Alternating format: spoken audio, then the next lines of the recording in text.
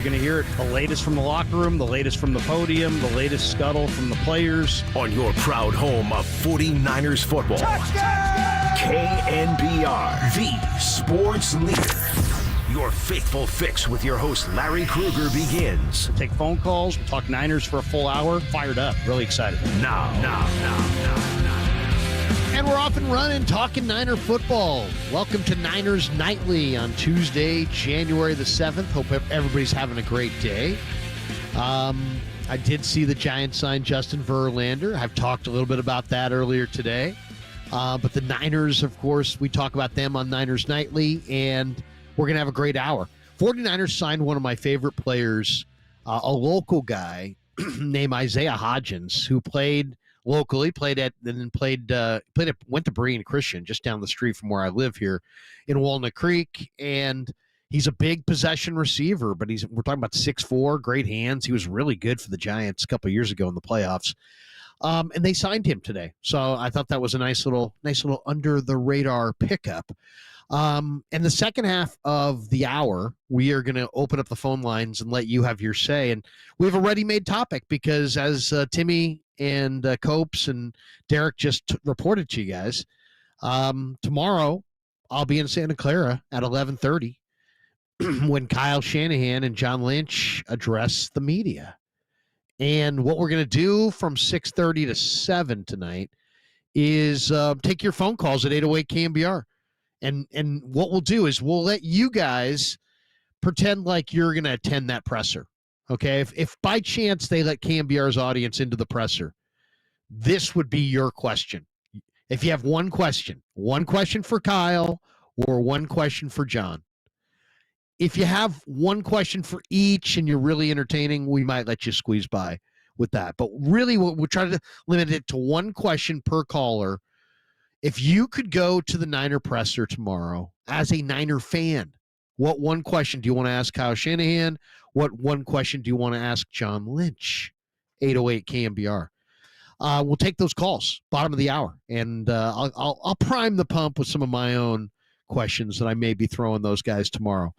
I definitely have some thoughts on Sorenson, and a lot of people are saying, well, maybe he'll be fired from his job. He might be transferred from the defensive coordinator to the special teams coordinator. I could see that. If you made me predict, I would predict that. But with us to start off, I believe we're going to start off Jacob Violante producing. It's a Jacob Violante production. We are going to be hooking up with Brad Graham from he's the chief big guy at the SF Niners Instagram channel, which has about 350,000 followers. And he's a great guy and, covers the Niners and does an incredible job. He's a retired offensive lineman. And he's a contributor to the Bleacher Report as well. He is fantastic. And check out at the SF Niners on X. And he's with us on the Uma guest line to talk a little Niner football. Brad, thanks for the time, man. How are you? Larry, I'm glad we can take a deep breath on the 2024 season, take a look back, and also look ahead at the same time. Exactly. I mean, it's actually kind of an exciting time of year because this is kind of where you find out the Niners have been evaluating their roster, their coaches. They've been talking to, all kinds of different people, I'm sure, agent-wise, and trying to figure out who they want to retain, who they don't want to retain. And we're starting to see the beginning of the plan. What did you think with the news yesterday that Brian Schneider was let go? It felt inevitable when you look at the performance of the 49ers special teams, not only over this year, but through the last few years that Schneider had been here. They just seemed to be at the bottom of the league in all major metrics. And it just felt like with the way this season kind of compounded on top of itself, with all the issues to the special teams. I know there were injuries. You lose Mitch Wisnowski in the middle of the year. You go through multiple kickers. But when Jake Moody returns, just isn't the same. But it's not only that, right? It's the coverage units. It's all of those things ranked at the bottom of the league. And it just felt inevitable. And I think in a season where the San Francisco 49ers definitely struggled in multiple areas, it felt like that was the one consistent that has just, we talk about complimentary football all the time, and I know that's something you talk about all the time, Larry, and it just felt like that was an area where the 49ers really needed them to be able to keep their heads above water, and it just felt like when the 49ers needed to rely on that, it wasn't there. And so at the end of the day, I'm really not surprised that this decision was made. Well, he took over for Richard Hightower, who was the special teams coach in Kyle's first 5 years here. And I was looking at where the Niners ranked in special teams each and every year. Here's how it breaks out. 11th in 2017 under Hightower, 14th in 18, 12th in 19, 23rd in 2020, 26th in 2021, and it cost him his gig. So the average was 17th overall in special teams. And so they hired Schneider hoping that he would be a whole lot better. And Schneider, the special teams under Schneider in 22 was ranked 15th. Last year, 25th. This year, 31st. Yeah. So, I mean, they needed it to be better, and they're worse.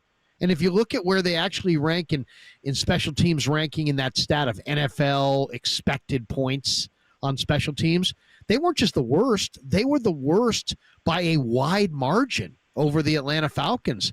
So missed field goals, fake punts, penalties, muffed punts. There were 18 special teams penalties on the 49ers. The other thing I heard, and I don't know if this is true or not, Brad, maybe you do, I get the sense that some people were saying that maybe he's out because he picked Jake Moody. I know he led the draft workout, which led the Niners to drafting Moody, who obviously, struggled badly. He went 11 of 20 in the second half of the year. From week 10 on, he was terrible. And he was 38th in field goal percentage among kickers this year. Do you think that was it? You think Schneider, you think Moody was his guy, and because Moody, S the bed, that basically that was it for Schneider? However, I do believe that Schneider was Moody's guy, and it was well documented and chronicled throughout that situation. I remember Schneider talking about, how impressed he was with Moody during the pre-draft kind of workout and the adversity that he's able to work through in that workout. And I just remember hearing him speak about that. And so we know that that was definitely his guy, but you already, I think, pointed to a lot more other things that were more detrimental, I think, to the 49ers' success. Obviously, making field goals matters, but I think it was also the coverage units, how they were as when it comes to, being disciplined. You talked about the penalties. Those things to me are a little bit more indicative. I think with Moody, he's going through his own personal struggles, his own personal execution and things of that nature, where of course that is going to be a part of it.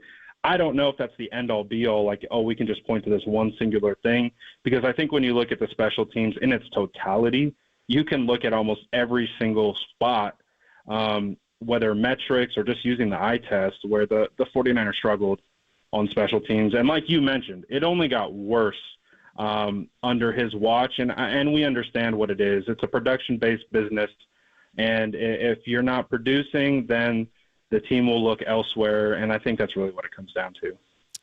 You had one of the big posts of the day with the Dre Greenlaw, Fred Warner.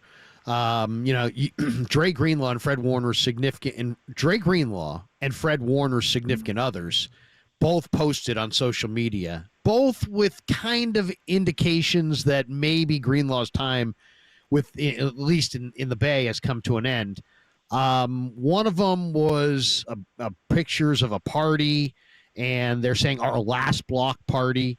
I have some friends who know Dre, and I guess he bought a house in Dallas a few months ago, and there's talk that maybe he'd like to play closer to Dallas, or maybe they're just moving. I bring this up because there was another report today saying that from Greenlaw's fiance, Michaela Gallagher, she left a comment on Fred Warner's wife's IG post, adding, "praying so hard that we'll be back." So I mean, I saw this and I was like, no. I mean, this is the guy you got to have. I mean, I realize he's been hurt and his body's starting to break down. I realize they've got, they're hugged up against the cap and they got to pay their quarterback. I realize there's going to have to be a lot of bloodletting to afford Brock Purdy's next contract. But come on, man. This guy's got to be on the team. If you're going to willingly say goodbye to Dre Greenlaw, I mean, I got to question the wisdom. I really do, of that. This guy is so much what you want everybody to be about. If you could clone this guy, you would clone him. To let him walk out the door, tell me, Brad, that's not going to happen.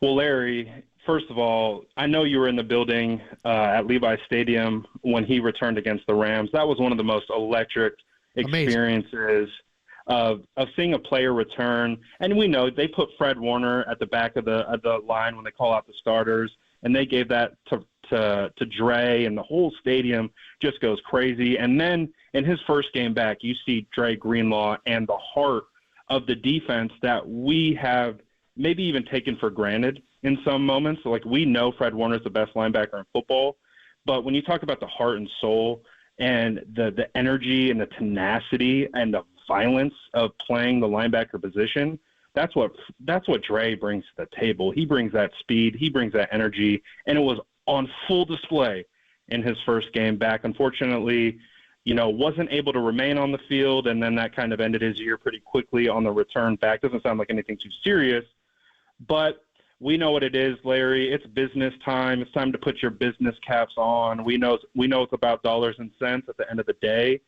So my assumption is that maybe that's where this situation is at. Allow Dre to hit the open market, see what the market is saying. Maybe that opens up the door for an opportunity to be able to be like, all right, this is what the market is dictating to us. 49ers say, we feel comfortable being able to retain you at X amount. Maybe that's what gets it done.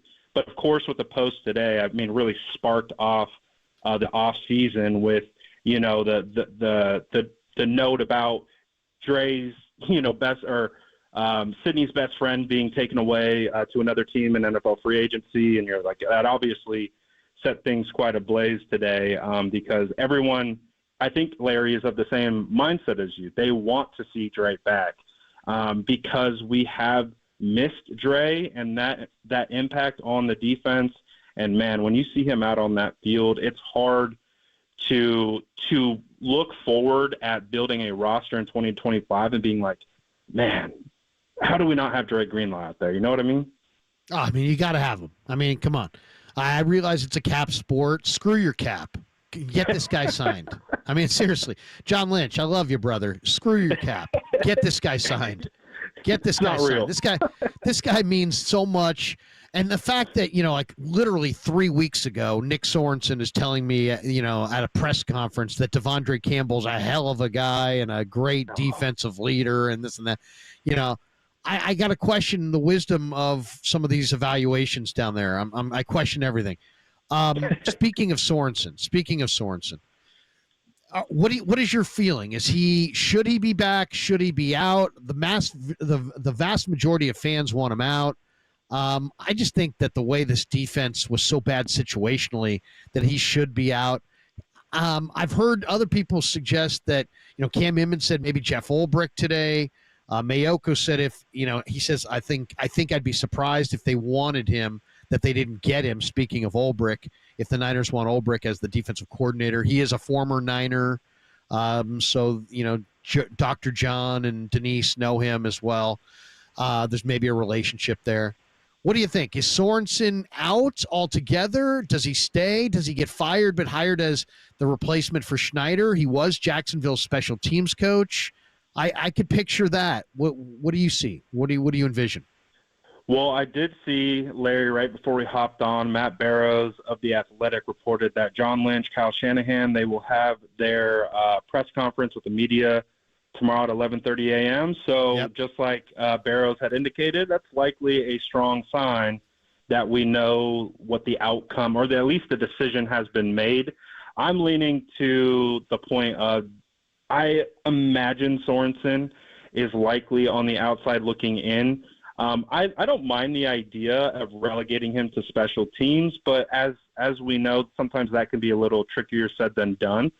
But it does seem like the 49ers, based on how this year's went, and at one point during the season, especially around the time where Nick Sorenson gets the vote of confidence from Nick Bosa, you're kind of like, I could actually envision a world that exists where maybe Sorenson sticks around and if they finish on a high note. But unfortunately, the way the season ended and the way the team played and the defense performance in those final two games, I mean, I think it might have reopened that discussion of what do we do here moving forward? Do we want to retain Sorenson? And with some of the candidates that had become available, like you had mentioned, like Ulbrich makes a lot of sense to me. He fits what the 49ers do schematically, being able to execute and implement the wide nine and, being able to have the same philosophies that have existed through Saleh and D'Amico Ryans, and then he would be able to plop right in there as well. There's obviously other options, Gus Bradley, and names like that. But I would imagine, especially with kind of how this has played out, that maybe they have made that decision to move on. But we haven't heard anything yet, Larry. So you never say never in this league, right? Oh, I know. And to me, I'll be front center tomorrow at 11:30 when those guys talk, and it'll be interesting to see what they have to say. Kyle Van Noy annoyed the hell out of me last year after Christmas when the Ravens beat the Niners. And he's like, we didn't just beat the Niners. We gave the league a blueprint on how to beat Brock Purdy and how to beat Kyle Shanahan. And I kind of scoffed at it then. But, man, Brock Purdy going into that game, 2023, 45 touchdowns, 11 interceptions, 18 wins, 4 losses. Brock Purdy since that Ravens Christmas game, 25 touchdowns, 17 picks, 9 wins, 11 losses. He was 18-4 going into that. He's 9-11 coming out of that. Now, he did beat the Lions in the NFC Championship game, coming from behind in the second half, playing amazing football to do it. He did outduel Jordan Love in the Green Bay game the week prior, and he played pretty well in the Super Bowl. But it's hard to get beyond that. 9-11 after the Ravens game, 18-4 going into the Ravens game. And I'll throw it to you, Brad. I mean, what do you make of that? And how much should the 49ers pay Brock Purdy this offseason? Yeah, I mean, when you lay out those numbers, of course, being able to show the contrast between those 2 points, it's definitely alarming, right? When you see such glowing, not only play on the field, I know you and I, Larry, we watch the All-22. We like to break it down. We like to get nitty-gritty into the film and really understand what's going on. But I also understand that we look at these numbers and we assess them and we try to find the trends within them. And I think when you look at the trends, and you mentioned, even though the numbers weren't great, Brock was able to execute 2 come-behind wins and got-to-have-it playoff moments that were huge. And he made huge plays in those games. He didn't melt in the Super Bowl, maybe didn't play to an insane level, but he didn't melt either, and I think that's worth something. But at the end of the day, this year just wasn't his best stuff. And even though it wasn't, and I think we spoke after the Chiefs game, and that was just, I believe, his worst game of his career. I had never seen Brock look like that before, just missing throw, missing reads, not seeing 3 rushers. It just was uncharacteristic. Spags sped him up. Spags totally sped him up. Yeah. Absolutely. And you could tell that the defense had the 49ers number that day. And there was a couple times this season where defensive coordinators felt like they were in Kyle Shanahan's playbook. So it is easy to say Brock didn't have a good year, but I also think while we say that, there were some amazing moments from Brock. Brock week 4 against the Patriots. He was absolutely cooking in that game.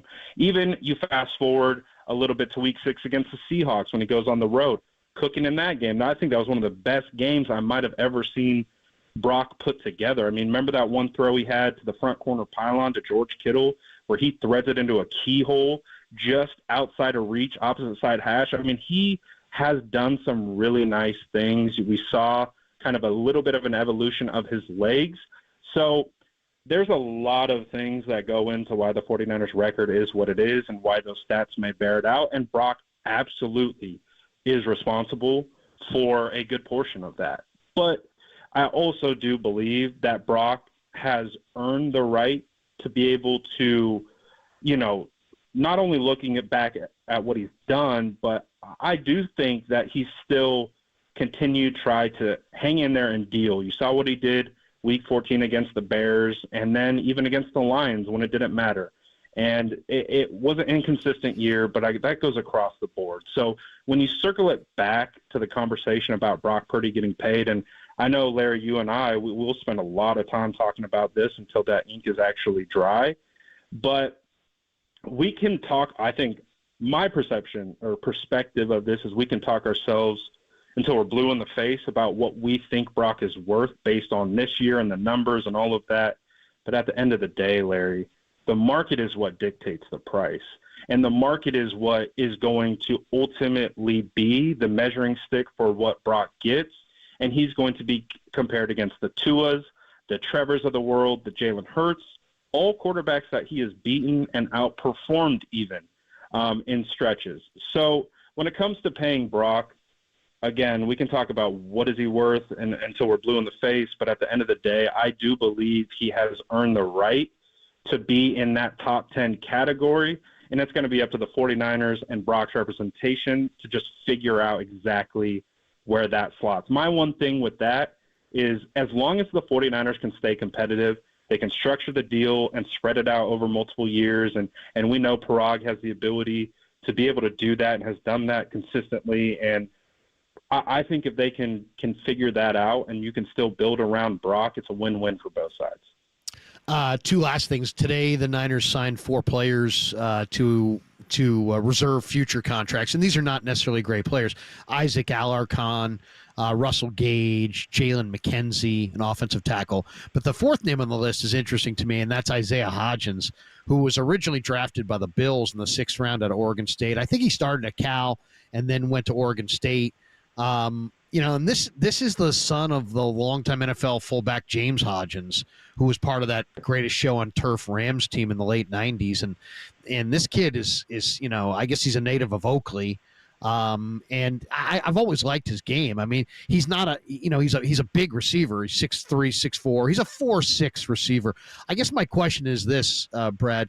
You watch a lot of the All-22. I mean, this guy is 4'6" with great height. He started 2 playoff games. I think with Brock Purdy, this could be a real nice player for the 49ers. He doesn't really separate a ton. Do you think can a 4'6", 6'4" guy, make it in the NFL, or do cornerbacks just squat on all the underneath stuff and because you can't run by them? I mean, can a guy like Hodgins without a blistering 40 time come to San Francisco and make a name for himself? I kind of like the upside potential. I love the ball skills and the size of Hodgins. He's a true, kind of reminds me of like a Mike Wilson for old time Niner fans, just a big physical receiver that can work the sidelines pretty effectively. Well, Larry, we just had a big bodied, maybe not considered an elite separator or even necessarily even a above average separator come about, what was it, like 25 yards away from breaking 1,000 yards on the season, but he got there's a little Jawan. That's a good call. There is a little Jawan Jennings from the game because he was blocking too hard. Well, when I watch Isaiah Hodgins, and like you mentioned, I was also on him as well coming into the draft, and he was a guy that I thought had a great skill set. Again, not an elite separator. But again, with these guys, you want them to learn, or you want to be able to see them win their way, right? They're not going to win with blistering speed, maybe the craziest routes like that you would see from Brandon Ayuk. You just want to see them win their way. And if they can win with leverage and they can understand timing, anticipation, and when you have a quarterback like Brock who can throw with anticipation and has seemingly found quite the rapport with a like wide receiver in Jawan Jennings, I'm excited about this. I really am. When I saw it, I was like, oh, heck yeah, let's roll. Like, I don't know what that means for the season. Will he make the final 53? Will he even see the field as a member of the 49ers? That remains to be seen. But you and I, Larry, we both like to look at the upside of players, and this is a player with a ton of upside. I mean, in his second year in the NFL, he played on 2 teams and had 500 receiving yards. I believe it was around 4 to 5 touchdowns receiving.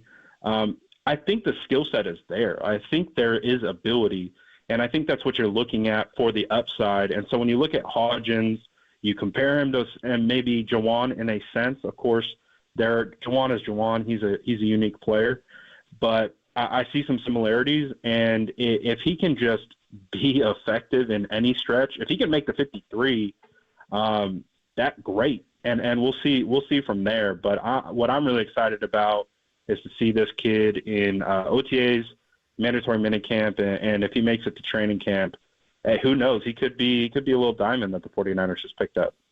I really like him. To me, this is a nice pickup. He's not a burner by any stretch, but this guy he's got good ball skills and he's big, and you got a quarterback like Brock who's got good accuracy. This could be a red zone threat.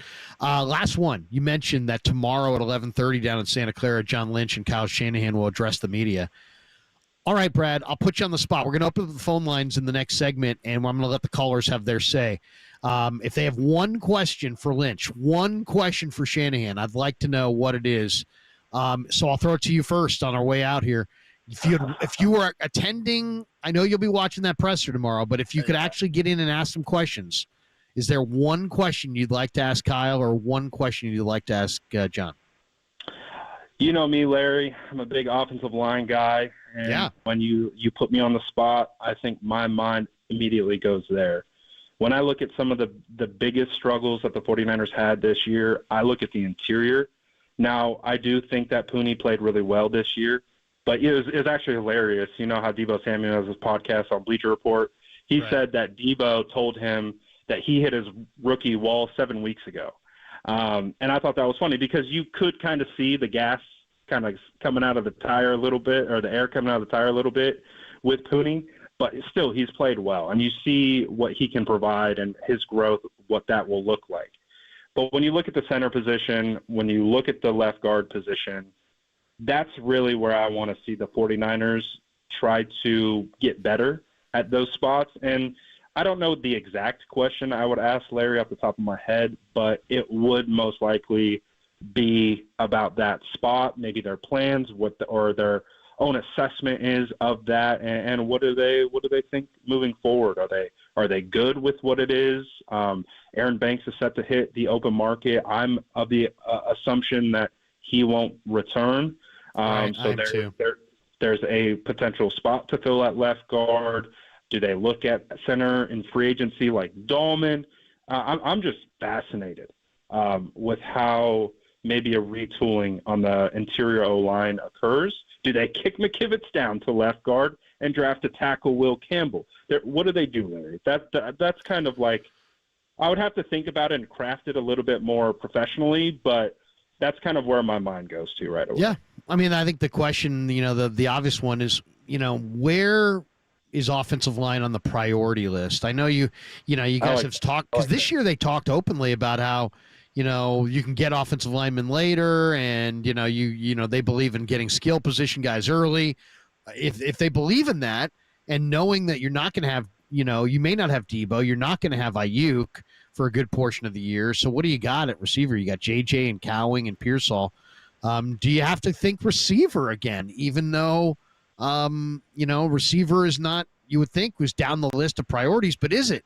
If you're gonna wind up trading or cutting Deebo and you don't have Ayuk, you're gonna need another receiver. Absolutely consider a wide receiver at 11. I mean, that's one, and then the other one is, the way the Niners are. It's like all roads lead back. They can break it. They can break it down a million ways. Look at tons of different prospects, crunch their roster to death, and when it comes time to draft, they're going to take a defensive tackle. I mean, it's like they always seem like. I don't mind. Yeah, I don't mind either, because it's like when especially in this wide nine, if you don't have those war daddies inside, you're not much. Brad, awesome stuff, man. Great to wrap with you. Tell people if they want to find you, where they can find you. We're doing daily content all over the internet at the SF Niners. You can find my personal at Graham_SFN, talking all things 49ers all the time. Appreciate you having me on, Larry. Brad, good to talk to you, man. Happy New Year. Thanks for coming on. Yeah, thanks, man. Brad Graham. All right, we're going to open up the phone lines. The rest of the hour after the break is going to be devoted to your calls. 808 KNBR is the number. I will be going tomorrow to Santa Clara. I will drive down there. I will park. I will walk in. I will be sitting there in the front row, and I will come up with a question or two. Help me out. Help a media person out. No, I don't. You guys know I can come up with my own questions, but I would love to hear the hardest of hardcore Niner fans' questions for John Lynch and Kyle Shanahan. I don't care if they're argumentative questions. I don't care if they're harsh. I don't care if they're rude. Now, I don't know that I'm going to repeat them tomorrow. Maybe I will. Maybe I won't. If I really like it, if I feel the urgency, I might. If you have a great question, I promise you I will steal it.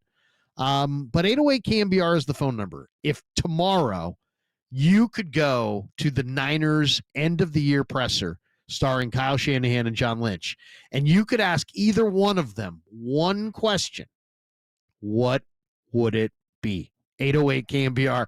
We'll come back, take some of your phone calls, and I'll throw out some of the questions that I plan to ask, or at least that I would love to hear asked, maybe by somebody that's not me. Who knows? But we'll talk about that presser coming up. A few more Niners thoughts as well. Some interesting stuff coming out of the Niner locker room yesterday that I want to comment on. It's all straight ahead. 808 KNBR. One question for Lynch or Shanahan. What would it be at 808 KNBR on the Sports Leader?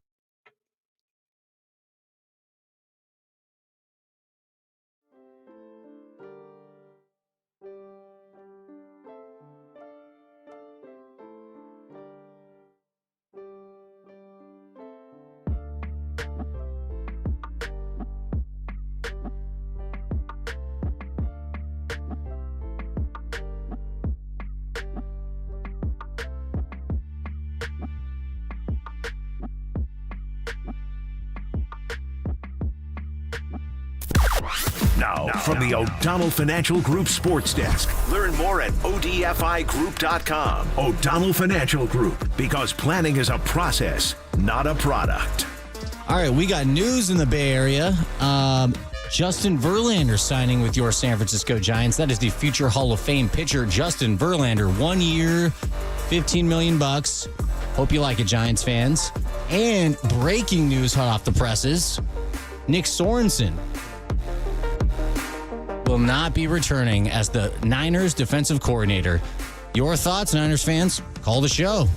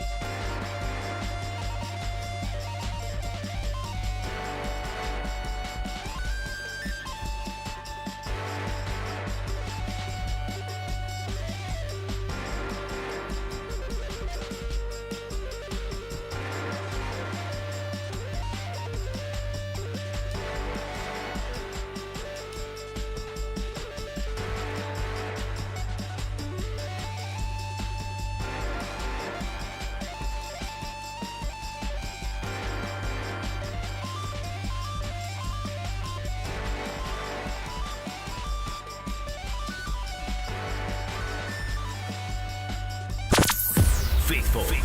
Niners Nightly with Larry Krueger now continues on your proud home of 49ers football. KNBR, the sports leader. Welcome back to Niners Nightly. Larry Krueger with you on a Tuesday. It wasn't a long break, but while we were away, see how I threw out there wasn't a long break? It wasn't a lengthy break, but a lot has happened since we last spoke. Let's just say it that way.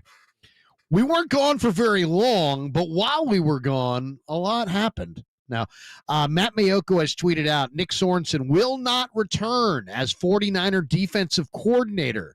A league source said the hope is the 49ers can retain Sorenson on Kyle Shanahan's staff. There are a few attractive options for the 49ers to now consider for the defensive coordinator role. There you go. Yesterday, Nick Wagner broke the Schneider is out news. Not to get outdone, Matt Mayoko breaks the Nick Sorenson is out news 24 hours later. What do you think of that? What do you think of that? I'll say this.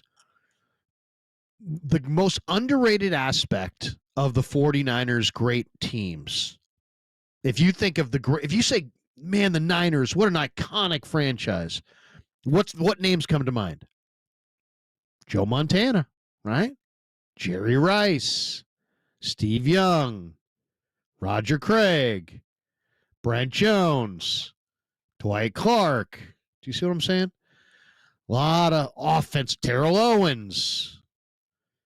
And yet here was where the Niners ranked as far as points allowed in defense from the first year they won the Super Bowl through 81 through 92. 81, second. 83, fourth. 84, first. 85, second. 86, third. 87, third. 88, eighth. They slipped that year, even though they won the Super Bowl. 89, third. 1990, second. 1991, fourth. 1992, third. They were basically one of the best defenses in all of pro football, basically all throughout the 80s and early 90s. And they were one of the most underrated defensive teams. Where do the Niners rank in points allowed this year? 22nd. 22nd. Now, don't get fooled because they're sick. I think they were sixth in defensive yards, but they were like 22nd. And that was actually going into the Arizona game where they gave up 40. So they're probably even lower. It might be more like 24th or 25th in points allowed because they did give up 40. But they were going into the game. They were 22nd in the NFL in points allowed this year. They're a horrendous situational defense. They didn't tackle well. They didn't get off the field on third down. They weren't good in the red zone. They weren't good in short yardage. They weren't good on the goal line. They couldn't stop you in the red zone, and they themselves couldn't score in the red zone. I mean, it was just a nightmare year. Just a nightmare year. But defensively, it was just the last two games, the lack of effort and accountability the last two games made this where this was the only option. Now, I think I just said it earlier this hour, and I'll stand by it. I think Sorenson could be their special teams coordinator. I think Nick Sorenson's a smart guy. I think he's a decent football coach. This team needs a star defensive coordinator. Now, who do you want? That's the question. Do you go away from the wide nine? Do you stay with the wide nine, the 4-3 version, the wide nine, which is a version of the 4-3 defense, or do you do like many teams have done and go back to a 3-4 front? If they were going to go to a 3-4 front, they probably should have hired Vic Fangio, who was available last year. Instead, he went to Philly. Now they get the number one defense in football, and they're rampaging towards a Super Bowl. But here are some of the names that are out there. Robert Saleh. If you want to stay in your wide nine, he's worked in this defense before. Gus Bradley, just got dumped by the Colts. Fiery guy, good coach. Jeff Ulbrich. Jeff Ulbrich was a Niner. Niners wanted to hire Ulbrich last year. At least they wanted to talk to him. And Robert Saleh said, no. He's not going anywhere. Saleh said no. Block the Niners, so they couldn't talk to Ulbrich. Ulbrich has Bay Area ties. So if he's available, and he is, and the Niners want him, and I think they probably do, that makes a lot of sense. Other names mentioned, Ken Norton Jr., former Niner, and Lou Anarumo, who's, veteran defense coordinator. The Bengals just dumped him. He's been in Cincinnati the past 6 seasons. And I don't think he was the reason that their defense struggled this year. The Bengals don't spend a lot of money. He's had success against Andy Reid in the playoffs. If you're going to beat the Chiefs, you're going to have to slow down Andy Reid and Mahomes. For that reason alone, I know I might want to consider Lou Anarumo. He's probably the most accomplished guy on that list as well. So 808 KNBR. What do you think of the news of the day? And do you have an idea of who you'd like? But let's go to the lines. Lines are lit. And let's go to Ted in San Jose. Ted, Red, Mike, Steve, Dale, everybody's hanging. We'll get through all these calls. Ted, you're in San Jose, and you're with us on the Sports Leader. Hey, Larry. Nice talking with you, finally. I listen to you all the time online on YouTube. You're the best, man. You make so much sense. I wish the Niners could hire you as a consultant or something like that. Appreciate that, Ted. Yeah. Anyway, the one question I would have for Kyle Shanahan, are you willing to think out of the box? Meaning, like, bring in, like, a barn burner, like somebody that's got top speed, like Olympic speed, like a Noah Lyles. Not Noah Lyles specifically, but somebody who can just leave people in the dust. That's my question to him. Like a vertical threat. You talking about a receiver? Total vertical threat. Hit him. Tutu Atwell is a free agent. I want him. I mean, go get Tutu Atwell. The way he blew by Mooney Ward, he can blow by Mooney Ward with Mooney playing somewhere else next year. I mean, Tutu Atwell is exactly the kind of burner they need. That's a good one. I like it. I love it. All right, man. Have a good night. Thank you, man. I love you. Appreciate you. Opens up a line at 808 KNBR. I'll give you the one that I'm going to go with, that I would like to go with. Have you coached around your personnel weaknesses? Now, he's responsible for all of it, so he's not really pointing the finger at anybody. He's responsible for the personnel. He's responsible for the players. He's responsible for the scheme. He's responsible for the play calls. It's the Kyle Shanahan show. But second and goal from the 4 2 weeks ago and you're passing, third and goal from the 4 and you're passing, fourth and goal from the 4 and you're kicking a field goal, where's running the ball in the low red zone? I mean, and if you can't run the ball, there's not a whole lot of ambiguity to what the problem is. Either Brendel stinks or your back stink or your fullback stinks, but you have a Pro Bowl fullback and you can't run in short yardage. You can't run in short yardage to the point where you don't even try to run in short yardage. You don't even try to run on the goal line. You have a Pro Bowl fullback, and you get inside the 5, and you're in a pass mode. Why? I need to know why. I need to see a bigger-bodied center and I need them to kind of redo the whole fullback position. Make Garendo your speed fullback. Go find a big lineman like Harbaugh does and get your power back from a converted defensive lineman and move on from Juice. That would be my thought. Give me Red in Monterey on KNBR. Hey, Red. Larry, how you doing? What's going on, man? Glad to hear you back on the flamethrower. Good to be here. Last time I saw you was at Mardi Gras, and you weren't back yet, so I'm pumped to hear you back. I don't love the move away from the defensive coordinator, but I mean, I think in a perfect world, Saleh's the guy. I don't know that he's probably going to. You think he gets a head coaching job somewhere? I don't know. Probably. He's interviewing for the Jacksonville job. I know that. Yeah, that sounds like a fit. Yeah, I mean, he's going to get a better job than the Niner defense. I think Saleh might get a better job, but maybe not. Yeah, he didn't have a great run with the Jets, but he is a good coach. He's got a good philosophy. He seems like he's a good leader of men, so long as 16's not in the room. The Ulbrich's is solid. That sounds pretty good to me. Did you hear his press conference where he talked about Patrick Willis? Did you hear that bit? I did. And I'll say this. I just liked Ulbrich, the way he addressed the team. I'm a big fan of Hard Knocks on HBO. So I watched all the Jets Hard Knocks, and I love the way Ulbrich stands up in front of the team. And the way – now he was talking about, Aaron Rodgers and how great it was to have Aaron Rodgers as a quarterback. This is like a week before Rodgers tore out the Achilles and was done for the year. So in hindsight, that wasn't the most powerful speech from Ulbrich. But I just kind of I like his presence. I liked him as a player, very accountable, smart guy, played at Hawaii, super tough, tough-minded. I like that.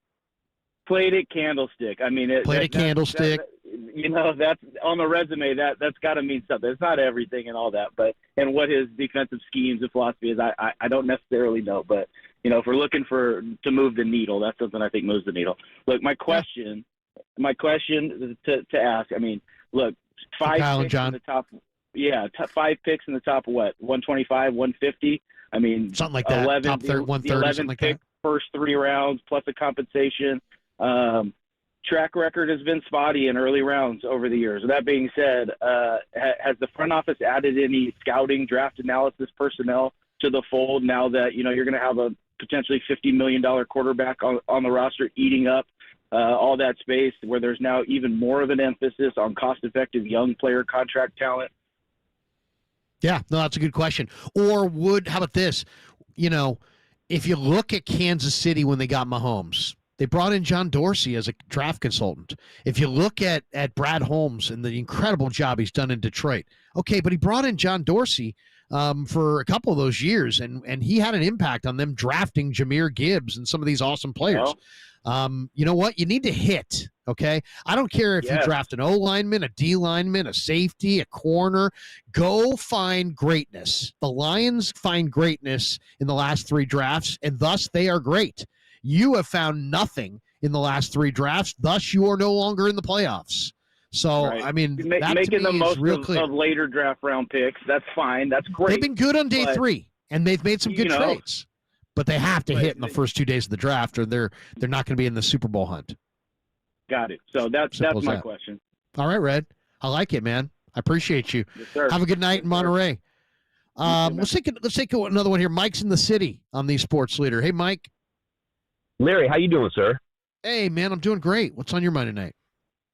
First-time caller, big-time fan. As I was listening on hold, you brought up a bunch of more points I'd like to go over, but if I did that, we'd be on the phone for 3 hours. But anyway, first thing, if we lose Dre, I'll probably need therapy. I'm with you. I don't own any Niner gear, but my man Raj from RSF 49ers had a T-shirt connection, and Raj wore on one of the live streams this awesome Dre Greenlaw T-shirt. And I'm like, Raj, man, I got to have that. And they sent it to me. So I don't have a lot of Niner. I don't wear a lot of Niner stuff because I'm in the media and that kind of thing. But the one thing that I do have and will wear is my Dre Greenlaw T-shirt. Oh, totally. Oh, I'm with you on that. But he's the man. I mean, how could you not? How could you not back that guy? Man, I mean, this guy's the best. We all saw what happened when he was injured. So, and then when he came back, even though he played, a quarter and a half, 2 quarters. Anyway. The guy's got absolutely. I mean, to me, there's 2 guys on this team, and if I had a meeting with my scouting department, I'd say we want more Jawan Jennings, we want more Dre Greenlaw. You find me more Jawan Jennings and more Dre Greenlaw, and there's a promotion in it for you. Yeah. Oh man. Oh, Jawan. Oh my gosh. And those guys are the truth. I'm going to say something really stupid, and I can't believe I'm about to say it. But okay. This whole well, first off, Brock. So he's under contract for 1 more year, and once again, I hope you don't hang up on me. But what if would it cause a little problem if say they brought in Aaron Rodgers for a year as the starter, or I mean, you're going to bring him in to back up? I mean, or you want to? He had a pretty good year this year, better than Brock. That would be my. I don't know where. I think he's a good person. Of course, I don't know him personally. 28 touchdowns, 11 picks for Rodgers this year for the awful Jets. Yeah, and look at our offense. I mean, if the weapons. Something tells me Brock wouldn't like Brock. that. Nothing against Brock. Right. But I mean, I don't know about silly. that. I know it's kind of iffy. Trust me, I was contemplating saying that on the air. Well, think about it this way. It would be hugely unpopular in the market. Okay, even though Rodgers, hugely. Yeah, I mean, there's a lot of people that think that Rodgers is just a maniac. So that's one. Two, I'm not saying it wouldn't be an upgrade because it's Aaron Rodgers. And yeah, I know he's worth 41. But here's the other thing. Can Aaron Rodgers, I mean, you saw what it looked like when the Niners went into Green Bay and they didn't have a mobile quarterback behind this line. It was like Brandon Allen was just a sitting duck, and Rodgers would be too. And so to me, it's like you're going to upset the entire chemistry, and is he even going to make it to week 8? I don't know. I think Rodgers, and to be honest, I think Rodgers is about to announce that he's going to hang it up. Yeah, I don't think he's going to go back to the Jets. I think he's going to hang it up. So let's forget I asked that. My last thing is, so if I may ask that tomorrow anyway, though. I may say, hey, any interest in Rodgers, guys? Any interest? Hey, we all change our minds. But anyway, just hypothetically speaking as well, it's the second time I've said that word. But say Brock signs for, say, $50 million a year. How much, let's say, cheddar is left to sign other players? Say, for instance, Dre and that. I mean, can you ballpark that for me, or? Well, I mean, they're gonna, you can actually go on, type in NFL salary cap and get a lot of that information right now without even asking those questions. I was just testing you, bud. Yeah, no, I mean, I don't have where they are against the cap right now. Right now, they are one of the teams that has the most cap room because they're rolling over a lot of their cap room to pay Brock Purdy this upcoming year. I mean, they've been planning for this for a while. So, I wanted to see them spend a little bit of that at the trade deadline or maybe try to add somebody. They felt it was futile. They were probably right because look at the way their team sunk like a stone after the trade deadline. So it's probably best that they didn't trade any draft capital. Mike, let me jump, man, but have a great night. Thanks for jumping in. Hey, Larry, thank you for your time, sir. Thank you. Mike in the city. All right, this is what we'll do. We'll take a timeout. We'll come back. Steve's in Daly City, Dale's in Sunnyvale. We'll try to get these last couple calls, and then we'll bolt for the door. It's the Sports Leader.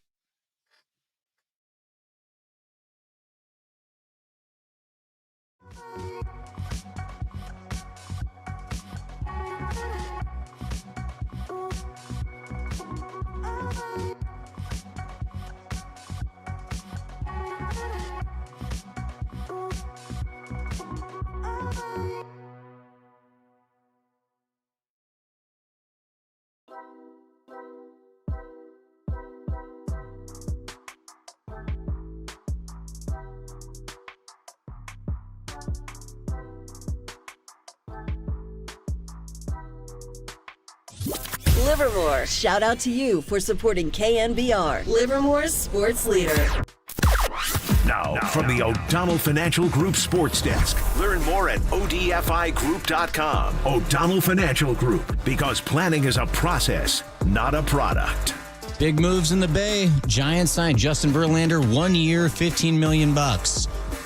And the Niners, Nick Sorenson, not coming back as the defensive coordinator. You can react to those interesting clips on KNBR.com, KNBR app, and follow us on YouTube.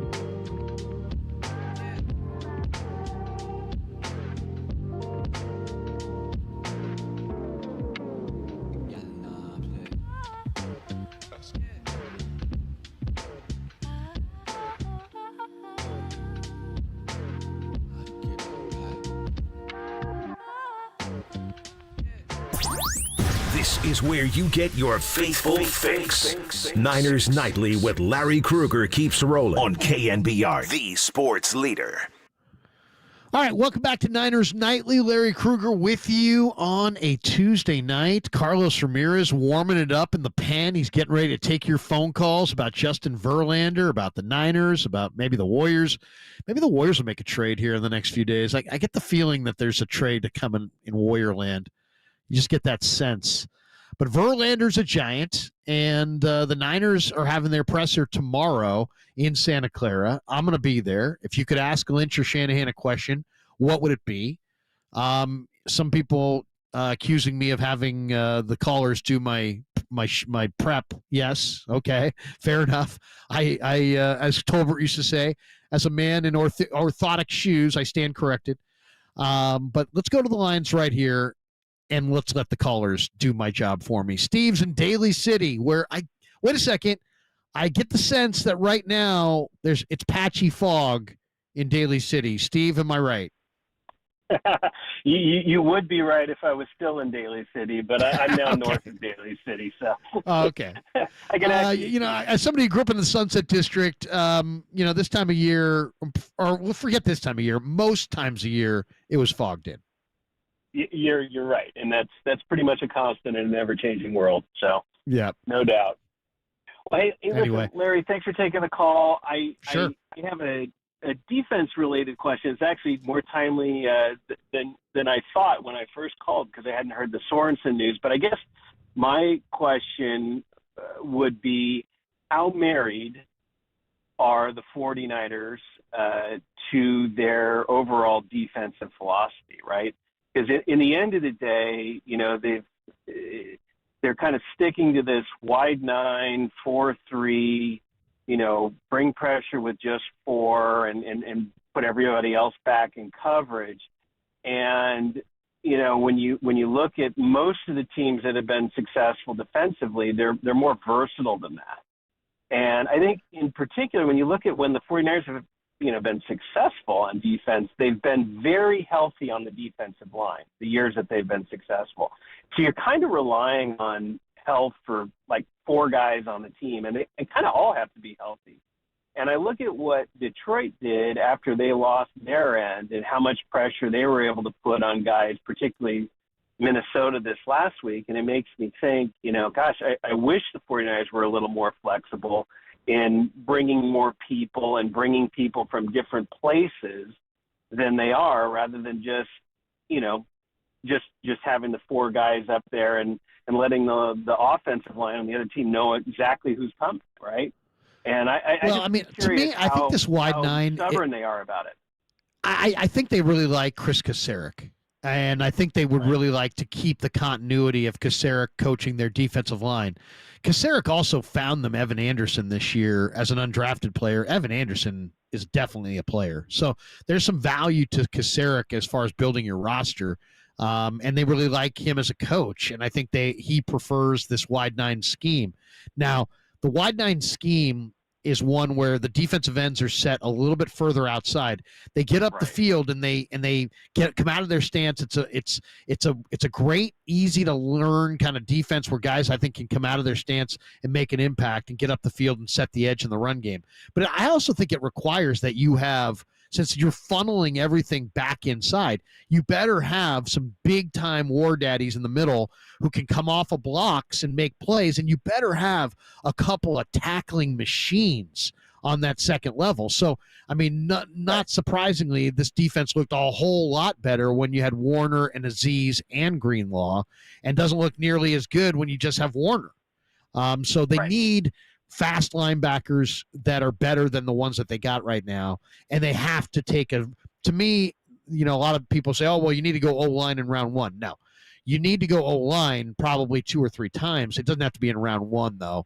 To me, I love the defensive tackle spot. I think Mason Graham, Kenneth Grant, Walter Nolan, I mean, those are the 3 guys that I'm thinking of that are going to be there. There's 2 guys from Michigan that could probably play. 2 guys from Michigan. Mason Graham is just think of a 320-pound version of Justin Smith with longer arms. Right. Kenneth Grant is 340 pounds, but great footwork, and he's a much better player than Mozzie Smith, who went to Dallas a few years ago out of Michigan. And then Walter Nolan, I think, is maybe better than both of them. I mean, he's like 310 pounds, but he gets off blocks. He's a pass rusher. He plays at Ole Miss.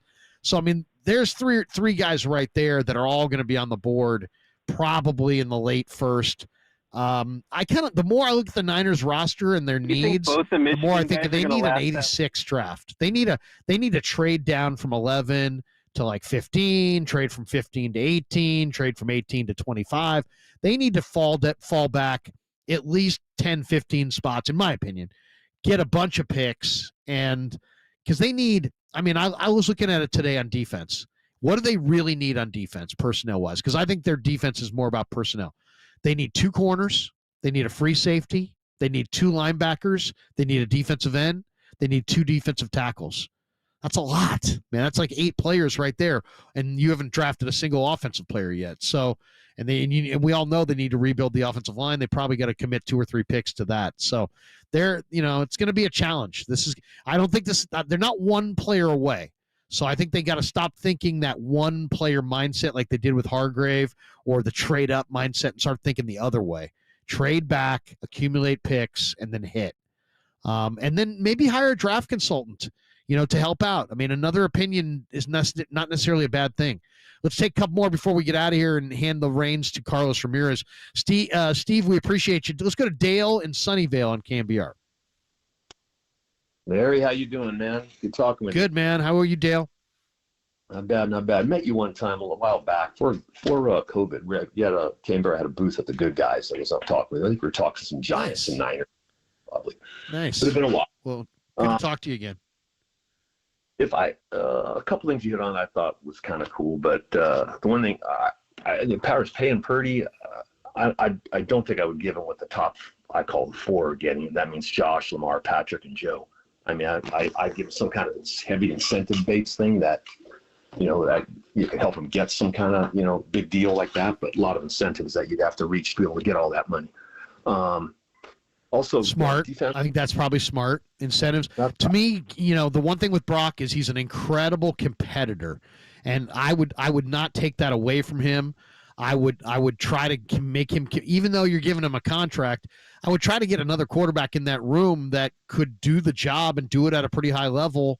If he falls apart or if he gets hurt, I think it's kind of essential that they have a better number 2 quarterback than they had this year. Yeah. Definitely. Wouldn't be a bad idea. You said I even think about bringing some quarterback guru in to work with him. I don't know who that would be.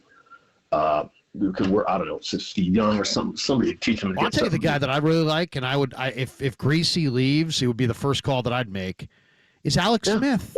Alex Smith. I'm convinced Alex Smith is going to be a better coach than he ever was a player, and he became a very good player. But I think he is such a smart guy. He was a broken player as a rookie. He was a super heady player as a veteran. His body has been wrecked by the sport. I mean, the guy has the ultimate perspective. He graduated Utah in like 2 years with an econ degree. He's I think he set the record for the Wonderlic test. Alex Smith is one of the smartest people that's ever played pro football.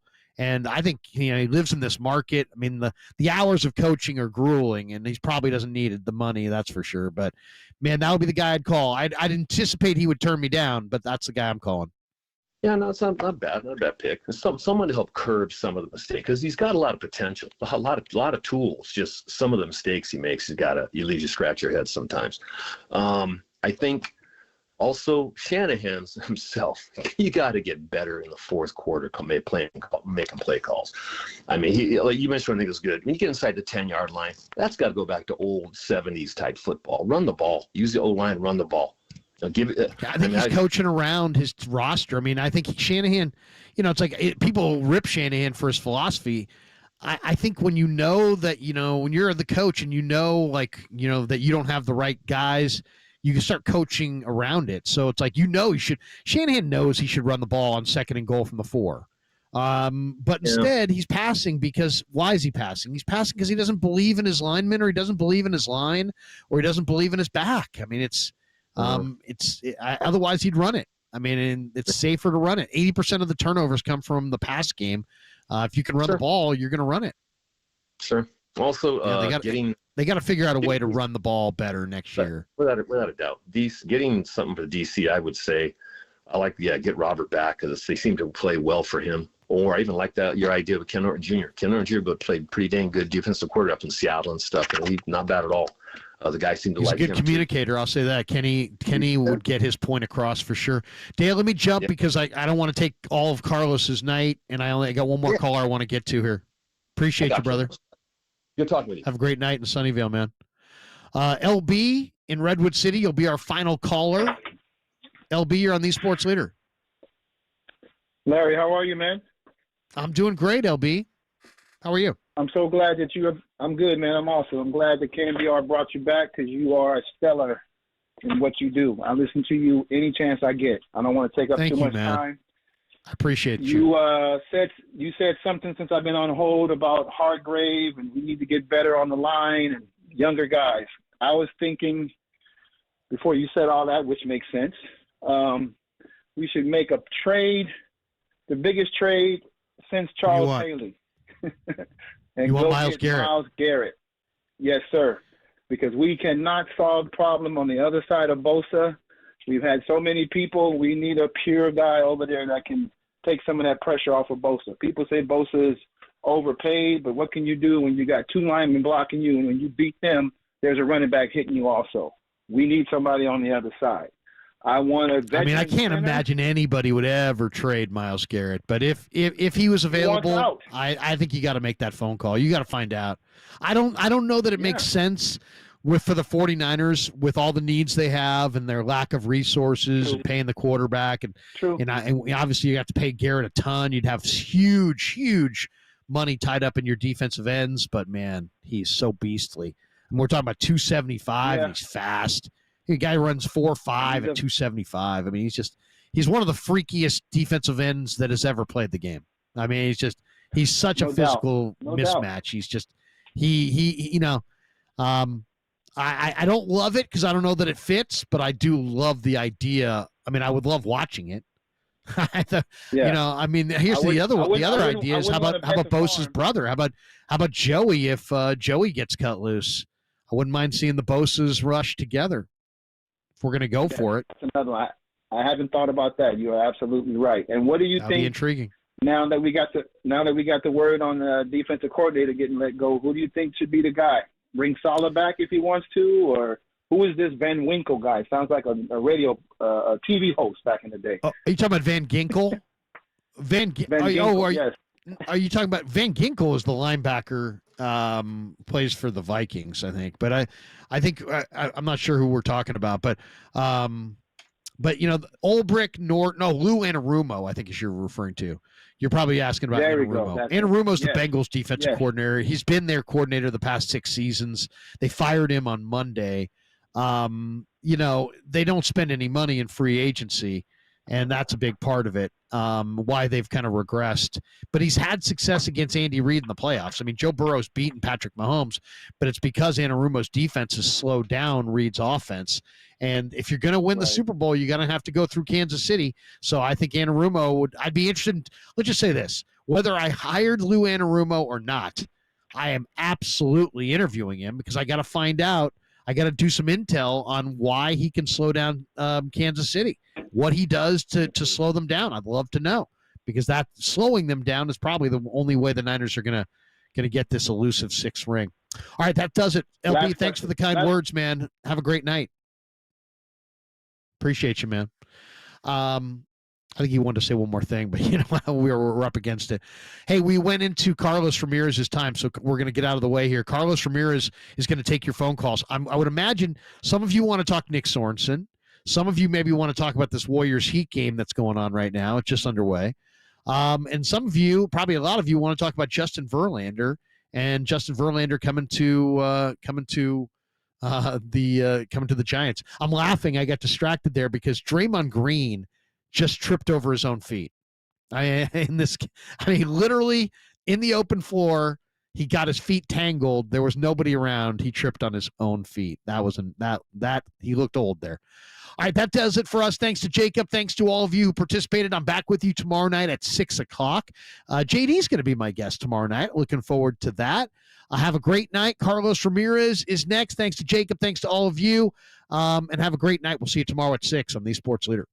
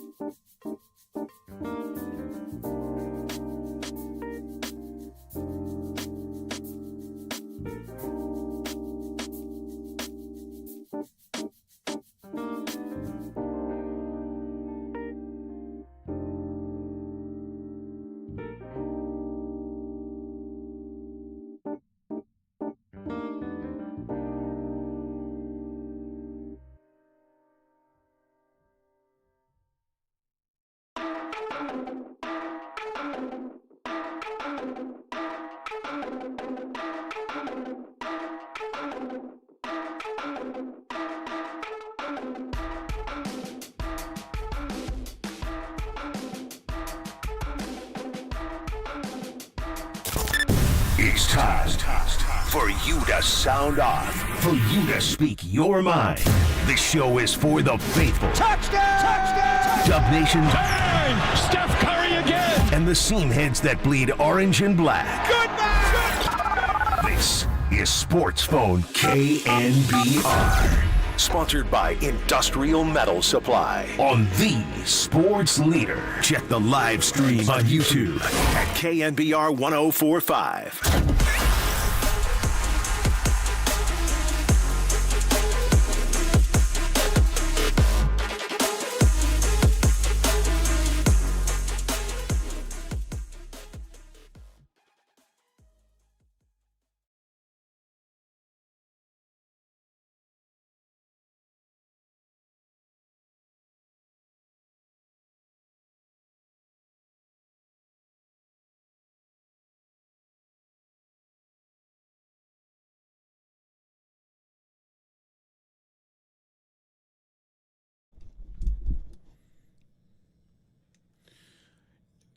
Now, you might be wondering, what's this playing at KNBR? Why is KNBR playing Eminem? Oh, kids, get used to it because this is Justin Verlander's walkout song.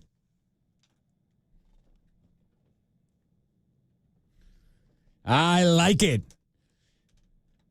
This is Sports Phone KNBR on the Sports Leader. I'm your host for tonight, Carlos Ramirez, with the great Jacob Violante on the controls. The phone number is 415-808-5627. That's 415-808-KNBR. This is Justin Verlander's walkout song.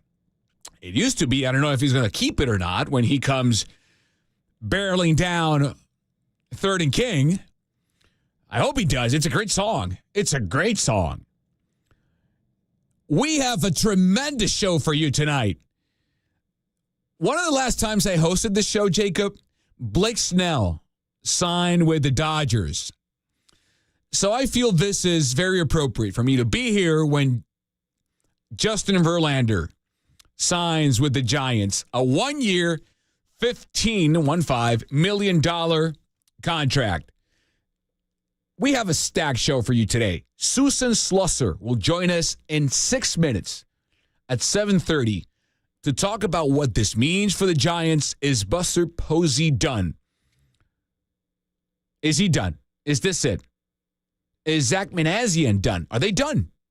Is this the team that Bob Melvin will take to spring training? Is this the squad, the crew? Or are there more names coming up? It's funny because December 7th, 2024 was the day they signed Willie Adames. So it's 1 month to the day that they signed now Justin Verlander. I'm going to give you the phone numbers because we're talking Verlander first. Then we're going to do an autopsy of the Niner season. Rod Brooks will join the show. We have breaking news. Nick Sorenson has been let go as the 49ers defensive coordinator. What that means, we're going to give you names. We want your take. Brent Rooker signs an extension with the A's. The Sharks are playing tonight. The Dubs are playing tonight. We are going to go until the Warriors game is done and then hand it over to John Dickinson from Dubs OT. In life, leadership is paramount. That's parenting. That being a father, being a parent is being a leader. Your kids look up to you for guidance, for counsel, for advice, for how to do things right, and what mistakes give you in life and learning experience. I tell my kids, I have 2 daughters. I tell them both, we don't make mistakes. We either win or we learn.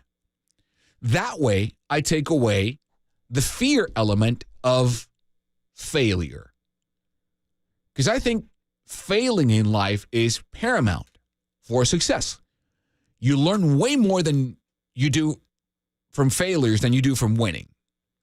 Winning can be, it's a great thing. Winning, everyone wants to win. I want to win the ratings here. I want to win the ratings at NBC. Everyone wants to win. Failing, however, teaches you way more than winning. But I want my kids to lose the fear of failing, because that's what gives you the teaching and the learning, and it permits you to grow. That's leadership. If I don't teach that to my kids, they're not going to grow. Why do I say that? I think what Buster Posey has done with, and Zach Manassian, with this Justin Verlander signing, he is giving his rotation that is, as of today, constructed by 28-year-old Logan Webb, 33-year-old Robbie Ray, 28-year-old Jordan Hicks, and 23-year-old Kyle Harrison, a different type of leader. And then you have other names like Keaton Wynn, who is 27 almost. You have other names in the back burner, young pitchers, Mason Black, Carson Wisenhunt, who are even younger. And that's just on the pitching side. If you go to the position side, younger players, Jung-Ho Lee, he's 26. He hasn't played a full season of MLB. Tyler Fitzgerald, 27. Elliot Ramos, 25. Patrick Bailey, 25. Luis Matos. Marco Luciano. They're young players. And not just young, they haven't won. Buster Posey won. He won not one, not two, 3 World Series. And the second Justin Verlander, the moment he sets foot in Scottsdale, in the Giants facility, he will be the winningest player in that clubhouse. He will be the the only Hall of Famer. Maybe Matt Chapman will make it someday. We don't know. But he is for sure a Hall of Famer. He is a guy whose career started before Buster Posey's career started and hasn't ended while Buster's tenure is finished. And he's now the president of baseball operations. So what Buster and Zach Manassian have done is they have copied Buster in pitcher form and inserted him in the clubhouse. Buster can't be in the clubhouse every day. That's not his job. He can't. It is physically impossible, let alone recommended, for him to be inside the clubhouse every day. He wants to. He can't. He shouldn't. The second Justin Verlander sets foot in Scottsdale and on the plane and on the bus ride and inside the clubhouse and in the dugout, every single player in the Giants organization that comes in contact with him has the duty to learn. That's the second part of the equation. For a teacher to be successful, the student must be willing. You cannot teach anyone who doesn't want to be taught or coached, for that matter. And starting with Logan Webb, who is the clubhouse leader of the Giants, no one wants to win harder, badder, bigger than number 62. And when he is coached and taught by Justin Verlander, the team will follow. And whoever doesn't is out of line and doesn't belong there. Buster Posey just gave the Giants, to give you, I love movies, to give you if we said Blake Snell just went to the dark side, when Justin Verlander was signed for 1 year and $15 million, Buster Posey pretty much gave them a $15 million Obi-Wan Kenobi. He is the Jedi Master. He is the Sensei. He is Master Yoda. And that clubhouse is filled with a bunch of Anakins and young Padawans who want to become Jedi Masters. But you need the teacher. You need the Jedi Master to be there with you every day to teach you the way, to teach you the Force. Here he is.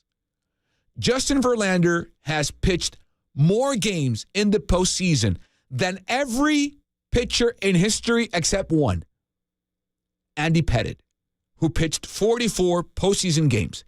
Justin Verlander has pitched in 38. So the Force is now here. And it's not just he's going to be a role model and a teacher and the Yoda to Logan Webb's Luke Skywalker. No. This guy will compete. This guy will come here to win baseball games and set a culture. You need to have winners in every sport, but specifically in baseball, which is such a grind, a 162-game-long grind, to get to know how to get to the promised land, how to beat the evil empire in Southern California. This guy has done it. He's actually beaten them. He knows the way. And we will break it all down. The number is 415-808-5627. Susan Slusser will join us on the other side. We'll break everything Justin Verlander and Giants when she joins the show. Don't go anywhere. This is Sports Phone KNBR. I am Carlos Ramirez. We're just getting started.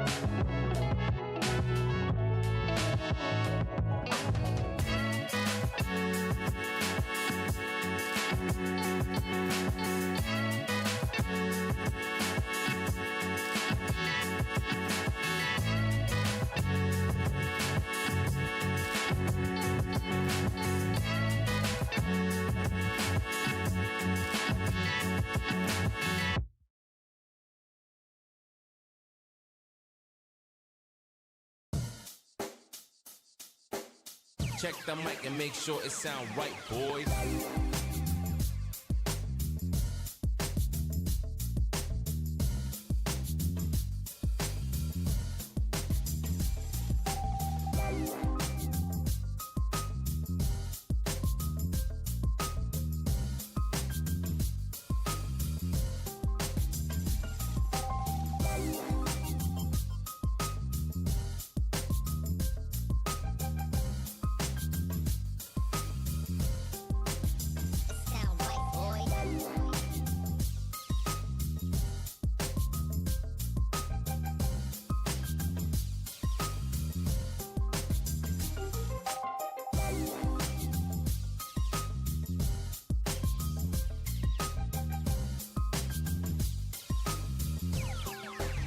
it sound right, boys.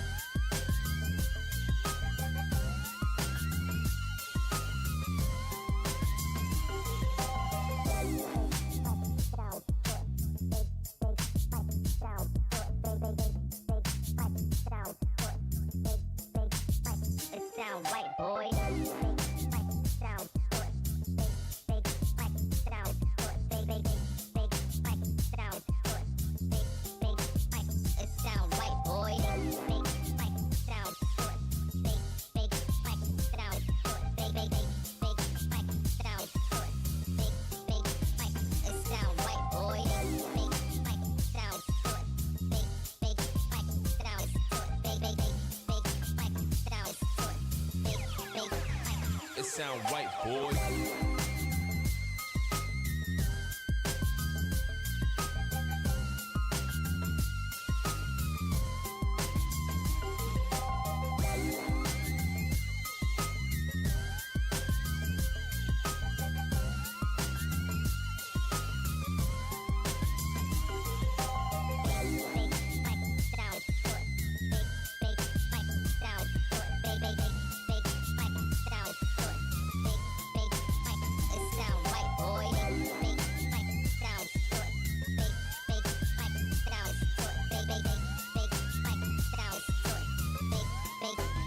It sound right, boy. Giants fans, this is your hub to have your voice heard. Sports Phone KNBR. Streaming live on YouTube at KNBR 1045. 7:38 p.m. This is Sports Phone KNBR on the Sports Leader. I am Carlos Ramirez.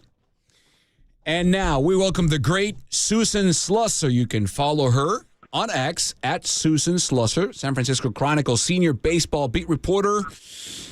Please tell me you're in San Francisco, not in London. Because if you're there, it's way too late for you to be on with me. That's a really good point. No, I'm here. I'm here in beautiful Bernal Heights. Okay. Susan, your take. First of all, welcome to the show. Your take on the Justin Verlander signing for the Giants. I love it. I saw way too much of Justin Verlander all those years I covered the A's. I'm pretty convinced, and I'm sure Bob Melvin's going to agree with me. He is the greatest pitcher of all time. Yep. Based on that. But I really like it because I think we're seeing that Buster Posey wants a team of kind of Buster Poseys, which you're not going to get, right? You know, he's an all-time great. But Willie Adames kind of comes in with that reputation. You know, he's like great in the clubhouse, wants to do anything to win, team guy, selfless. Verlander is as much of a competitor as Buster Posey, which is, you know, it's hard to find those kind of guys. And, yeah, he's almost 42. He'll be 42 next month. And he's coming off the worst year of his career, which is not surprising when a guy's 41. But just 2 years ago, this is a guy who is coming back from Tommy John surgery, the age of 39, and he went 18-4 with a 1.72. At 39, coming off Tommy John surgery, he's special. I mean, normal people don't do things like that. And I'm sure the Giants have a really interesting plan for him. And you know what? If he's not quite the Justin Verlander that we think of, you know, not all-time great kind of level, he's still going to be a plus. Pitching out of the 4 or 5 spot, are you kidding me? And what he could do for young pitchers like Kyle Harrison, Hayden Birdsong, Landon Root, guys like that. And honestly, if I'm the Giants, I'm making sure that Roki Sasaki knows that Justin Verlander would be an awfully good guy to learn from. Yeah, you bring up a great point, and I addressed this earlier on the show on Dirty Work. From the reports, the vague reports we've heard on Sasaki, because this is being kept tight, is he is inclining towards the West Coast, and he would like to have some sort of mentor on the team to kind of guide him through the ropes of what it entails being an MLB pitcher. And people point towards Yu Darvish. He's Japanese. He's in San Diego. It looks like a perfect fit. Same with the Dodgers. and Ohtani and Yamamoto. But to your point, do you think that's something that could maybe push the needle towards the Giants' side on the Sasaki front? And what do you know on Sasaki, for that matter? I mean, look, Sasaki can't go wrong with any of those guys. I mean, that is 3 great pitchers. But this does give the Giants somebody where you can go like, look, this is a first ballot Hall of Famer. I mean, again, I'm talking to somebody who thinks Justin Verlander is borderline, like godlike, from what I've seen. But you forget just the hardware alone, he's won everything and 3 no-hitters and the Triple Crown. I mean, like everything. If you want to learn from somebody, this is your guy. Plus, he's just a bulldog, man. He is a fighter. So it's certainly not going to hurt when it comes to something like Sasaki, and it's definitely going to help the Giants' young kids because there's nobody I'd rather have them learn from than somebody like Justin Verlander. There's not many of them around, Right. Scherzer was a guy I could have maybe seen, but Verlander's even sparklier numbers than Max Scherzer. That tells you how great he is. That's Susan Slusser joining us here on the show. You got to check her out also at the San Francisco Chronicle and on X at Susan Slusser.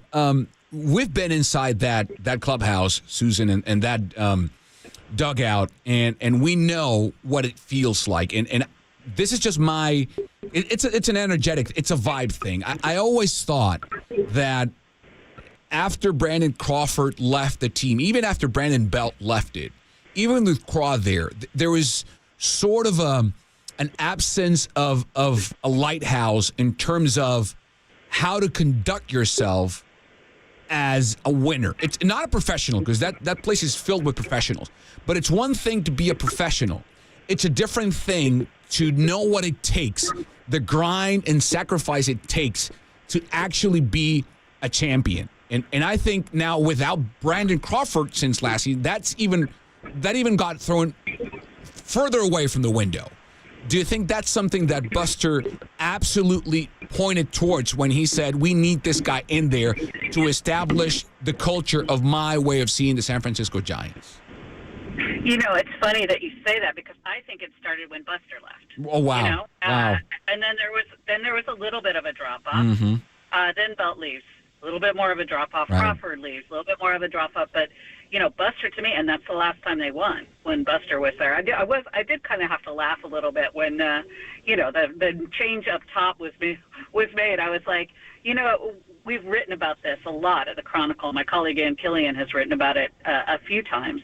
That 107-win season was probably the worst thing that could have happened to the Giants at that point, because they kind of scuttled some of their future plans and, to change some of the things they would have done otherwise. Really, the worst thing that happened was Buster retiring. And that kind of set the stage for ultimately him then taking over, which is kind of funny. But, yeah, I mean, that's how big and how important he was in that clubhouse.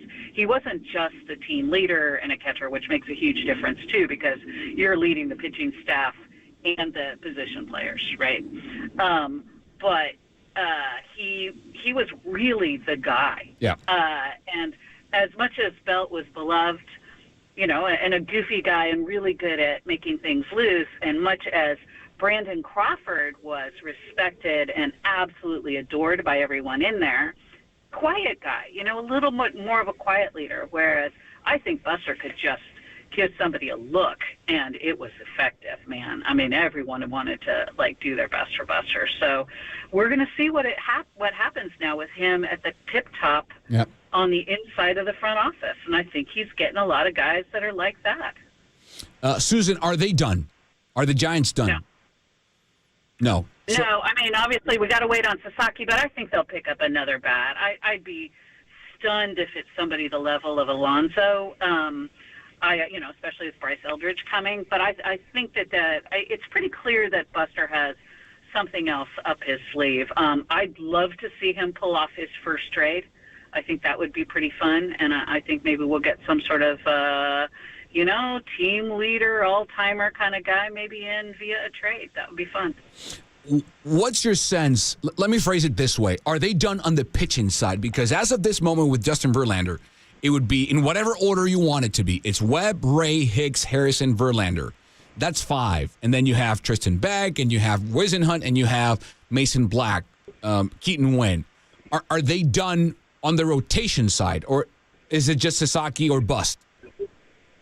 Yeah, I assume they're done. If they get Sasaki, they'd be thrilled, and then they'll figure out, whether it's they move Hicks to the bullpen or, Harrison starts off in the minors, what have you. They've got several options, and, teams need so many starters now over the course of a season. We would see everybody. But, yeah, I can't see them going out and doing anything major rotation-wise. Maybe signing, some guys who are free agents toward the end just for a little bit of depth. Like they did last year, bringing in guys like Amir Garrett, that kind of guy. But I can't see necessarily anything else major. I mean, they've got Justin Verlander. What more do you want? My gosh. One bad year, really, in his whole career. Yep. And I think that he's got something to prove even more. He is a guy when he's got something to prove, I would put my money on him. Do you think this would have been made under the previous administration? This kind of move? Interesting. I really don't know. I know at one point the previous administration was trying to get Scherzer in a trade. So they certainly, didn't have any problems with pitchers sort of on the downside. I don't even want to say downside of the career, toward the ends of their career. Mm-hmm. So who's to say, if you strike out on a few major guys and there's somebody like a Verlander or a Scherzer still left, I think anybody would probably go for them. So I don't necessarily think that's a dividing line between the old guard and the new. All right. Susan Slusser here on the show. A couple of more minutes with her here on Sports Phone KNBR. You mentioned Pete Alonso. This is a time where things, start to crank up. We're done with winter meetings. We're a month and a half away from pitchers and catchers reporting to either Florida or Arizona. What names are you hearing? What are some of the rumors the mill brings to your side or you hear with regarding the Giants players that can come here? Well, I do think that it's probably going to be more likely to be somebody via a trade at this point. Honestly, I thought that they were going to try to get another major starter via a trade. I was really looking hard at, say, somebody like Luis Castillo. I thought he'd be obviously be a perfect fit. I don't see anything like that happening now after this move. And, the bats might be a little harder to come by. But I'm guessing that Buster has a few guys out there that he likes, some favorites. And remember, he's got such an interesting perspective. He's played against most of these guys. Yep. There are going to be guys out there that he's gone, man, I would always love to have played with that guy. Let me see if I can pick him off somehow. So it's really going to be interesting to see the decision-making process throughout. I mean, no matter what happens with the Giants this year, it's going to be fascinating watching every single transaction for that reason. And I shouldn't leave out Zach Manassian. He's super interesting, too. His brother's a GM. He grew up in the game. Just a very sharp guy who came from Milwaukee. And I think we're going to see them doing some things the way Milwaukee's done. Not necessarily blowing everyone out of the water with their payroll, but doing smart things, especially via trades, which Milwaukee's always done. So Buster's first trade is also going to be Zach's first trade, and that is going to be super interesting. So I can't wait. I hope they do something fun here soon via trade. That's a great point. Susan Slusser here on the show. Susan, I just witnessed the rookie season of Luis Matos in the Venezuelan Winter League, a league that I know well. That's where I started covering and watching baseball as a kid and as a pro before leaving the country. It is a hitting-friendly environment down in Venezuela. The 8 teams that played there had a 280 batting average or above. But still, he played 55 games. He took 220 at-bats, hit 300, 10 home runs. And to me, the most important thing, Susan, is he was managed by Ozzie Guillen the entire winter. And I've seen firsthand what a young player managed under Ozzie can do and how he can develop. So what can the Giants, what do you see his growth now with this winter experience under his belt going into this year? I mean, that is just all a bunch of positives. Everything you said right there, makes me so happy to hear that. I mean, I'd seen the numbers, but, when you put it like that, wow, that's great. That was exactly what he had to do. And I will tell you, a lot of the greats, and it's not just Latin players, but American players too, have really taken that next step when they've gone and played winter ball, especially when they've played for a really good manager. So this could be, I think we saw a little bit of a breakout last year, not quite to the level of somebody like Ramos. But I think this year it's probably going to be even more so for Luis Matos. I hope so, because, man, when he's going well, the skills are just undeniable. He is fun. And listen, taking that experiences, Susan, to play in your country, in front of your fans for the first time, your family, a different environment, the pressure, and under a guy like Ozzie Guillen. Just look at a guy like Ryan Rocchio, who was an afterthought with the Guardians. He played under Ozzie last year. He won everything, and then he blossomed with the Guardians. I expect really great things from Luis Matos this year, just from the sole fact of being under and around Ozzie for 55 games. Yeah, that's a lot. Yeah. And one of the cool things is, typically guys who come in after playing a full winter ball like that, they're ready to go. Yes. And they take off, and they make the team, and they often go into the regular season still hot. So the very little downside to doing something like that, and I think all good. Yeah. Final one, Susan, so you can go. I promise I'm not going to ask any Liverpool questions because I can't take it anymore. It's painful. The Brent Rooker news: 5 years, $60 million. They do take up 3 years of arbitration, which is not insignificant. It seems like a win-win for everyone involved. How do you see it? Oh, I love it. A late bloomer, too. So really good for him to get, a little bit of a measure of security, and know he's got that contract beyond arbitration, because this wasn't a guy who was, looking like a sure thing at points in his career. He had to fight to get where he was. And obviously, Carlos, you were out there some. You got to know him. What an intelligent, hardworking guy. And I'm telling you, some of the things that the A's have done this winter continue to lead me to believe they could be in it in the AL West. I agree. So interesting. Yeah. And this is yet one more thing. There's some good vibes around them. It's going to be weird as heck up there in Sacramento. Who knows what's going to happen? They're going to be a crazy story all year. I agree. Nationally and locally. Yeah. But they could have a really good team. Yeah. What happens if they're in a playoff situation in a 14,000-seat stadium? To be continued. But, hey, we might be talking about that. Hey, we might see playoff baseball, postseason baseball in San Francisco. Maybe not the Giants, because exactly. if the A's make it, they're going to have to play in San Francisco. What's the option? They would have to. They would have to. Susan, thank you so much for the time. I'm guessing it's going to be a busy night for you with the Verlander news, so I appreciate the time. You're the best, and we'll see you soon in spring training. Fantastic. My pleasure, my friend. The great Susan Slusser. Great in everything except she's a Liverpool fan. But no one's perfect. Not even Susan. Quick break here on the show. 7:55. On the other side, your phone calls, your text messages.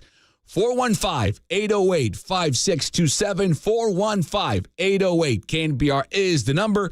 Call right now. Let's talk about Justin Verlander. And Nick Sorenson is out as the DC in San Francisco. Who do you want to see next as defensive coordinator for your red and gold? We'll debate it on the other side.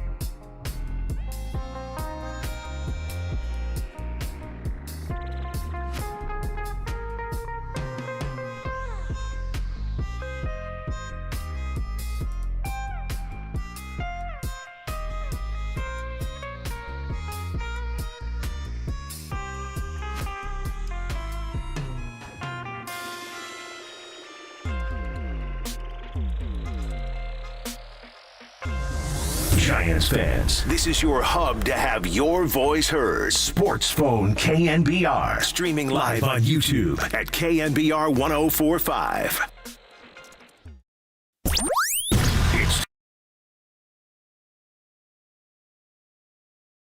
And the pitch. And he got him. Curveball over the outside corner for strike 3 call. 9 up and 9 down so far for Justin Verlander. And the Astros will come up leading 2-0. That was the greatness of Justin Verlander, World Series against the Phillies. This is Sports Phone KNBR. I am Carlos Ramirez joining you tonight. The phone number is 415-808-5627. 415-808-5627. Join us. Call. We're talking Verlander for a bit more before we dive into 49ers. We also have some Dubs and Sharkies. Yes, whenever I'm here, we're talking hockey. Not good, though. They're down 2-0 against the hated Vegas Golden Knights. They're good.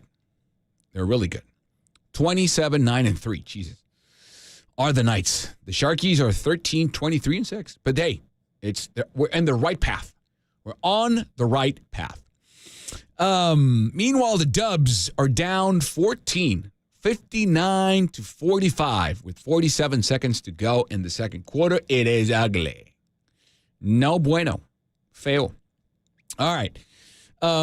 Yeah, you heard the Star Wars theme because I said in the first segment of the show that I think, and Susan Slusser agrees with me, which is tremendous, that Buster Posey pretty much cloned himself and inserted the Jedi Master that is Justin Verlander in a room filled with Padawan and Jedi potential.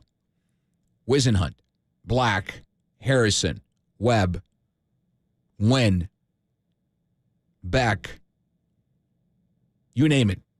The clay is there. The young students are there. What's missing? Well, nothing now. You have the teacher. You have the master to show them how it's done, how you can have a 20-year career that includes a Rookie of the Year, that includes Cy Young Awards, 3 of them, 1 of them with an MVP award attached back in 2011. World Series rings, you name it, he won it. Everything. Who better to teach your kids than a guy who has done it? He's done it. All right? Again, let's go to the phone now. 415-808-5627. That's 415-808-KNBR. The same number for the text line. We're going to go for the text line. We got Hector. No? He's out? All right. Let's go to Roy in San Leandro. He wants to talk about Verlander. Hey, Roy, what's up? Hey, how you doing, Carlos? Thanks for taking my call. Thank you for calling, brother. What's on your mind? I just wanted to mention, I agree with you and Susan. It makes sense to go out and get Verlander. It makes a lot of sense. So he could help them pitch, and he could talk to them about the Giants' young pitchers. But what get me is that, you take, for example, teams like the Dodgers and the Cardinals, some of the Giants' toughest teams in the past, they can't be beat just with pitching. Okay, the Giants did a good job at getting that guy from Milwaukee. Yep. Then Adames. I don't know who they're going to. Right, exactly. Mm-hmm. I don't know who they're going to put at second base. Okay, but first base. I would say second base now belongs to Fitzgerald. That would be my guess. Okay. All right. Well, if he's fast enough and he can make the change, that'll be good. Yep. But what concerned me is that first base job because, see, I don't know. I mean, Wade seemed like he kind of lost it a little. Mm-hmm. And the Giants need to maybe – I'm not saying like all them rumors about Alonso and all that. It wouldn't make sense to get him. The Giants, they could just go out and get maybe somebody else that, could hit about 18 home runs and drive in about 60 or 70 runs instead of getting Pete Alonso. To me, what I'm saying is that he's going to come at a high cost. And right now, the Giants just don't need that. So you would be out. You would be out, Roy, of the polar bear sweepstakes. Yeah, well, it wouldn't make sense to me. This is just me saying that. Okay. When they could trade maybe one of those young pitchers for a good premium first baseman, a young first baseman who going to develop into somebody good. Okay. That's what I'm saying. And so like a Vladimir Guerrero Jr. Yeah, somebody like him. Okay. Right, exactly. Okay. And so, but the last thought I wanted to mention is that I just think the Giants need to go ahead on and start to add in some more position players in their minor league systems and farm teams and stuff, instead of just always relying on pitching. Because like last year, the Giants only beat the Cardinals one time. And, and like I said, those kind of teams, you can't beat them just with pitching. I mean, like when the Yankees came there at the beginning of the season, the Giants thought that just because they got those young arms and all that, but those teams can't be beat just with pitching. Yep. You need a certain amount of offense. Yep. But, hey, look, thanks a lot, Carlos, for taking my call, man. And I want to tell you, you're doing a great job, too, thank man. you. Thank you, Roy. That means a lot. Thank you so much. You're too kind. That's Roy from San Leandro. That's great. Thank you so much. Again, the number, 415-808-5627. 415-808-KNBR.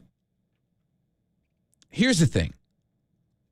As currently constructed, the Giants roster would have a platoon at first base with Lamont Wade Jr. and Wilmer Flores. Lamont is 31. Wilmer is 33. That gives you a good platoon left side, right side, right? You can have Lamont against righties, Wilmer against lefties. Yes, Jacob?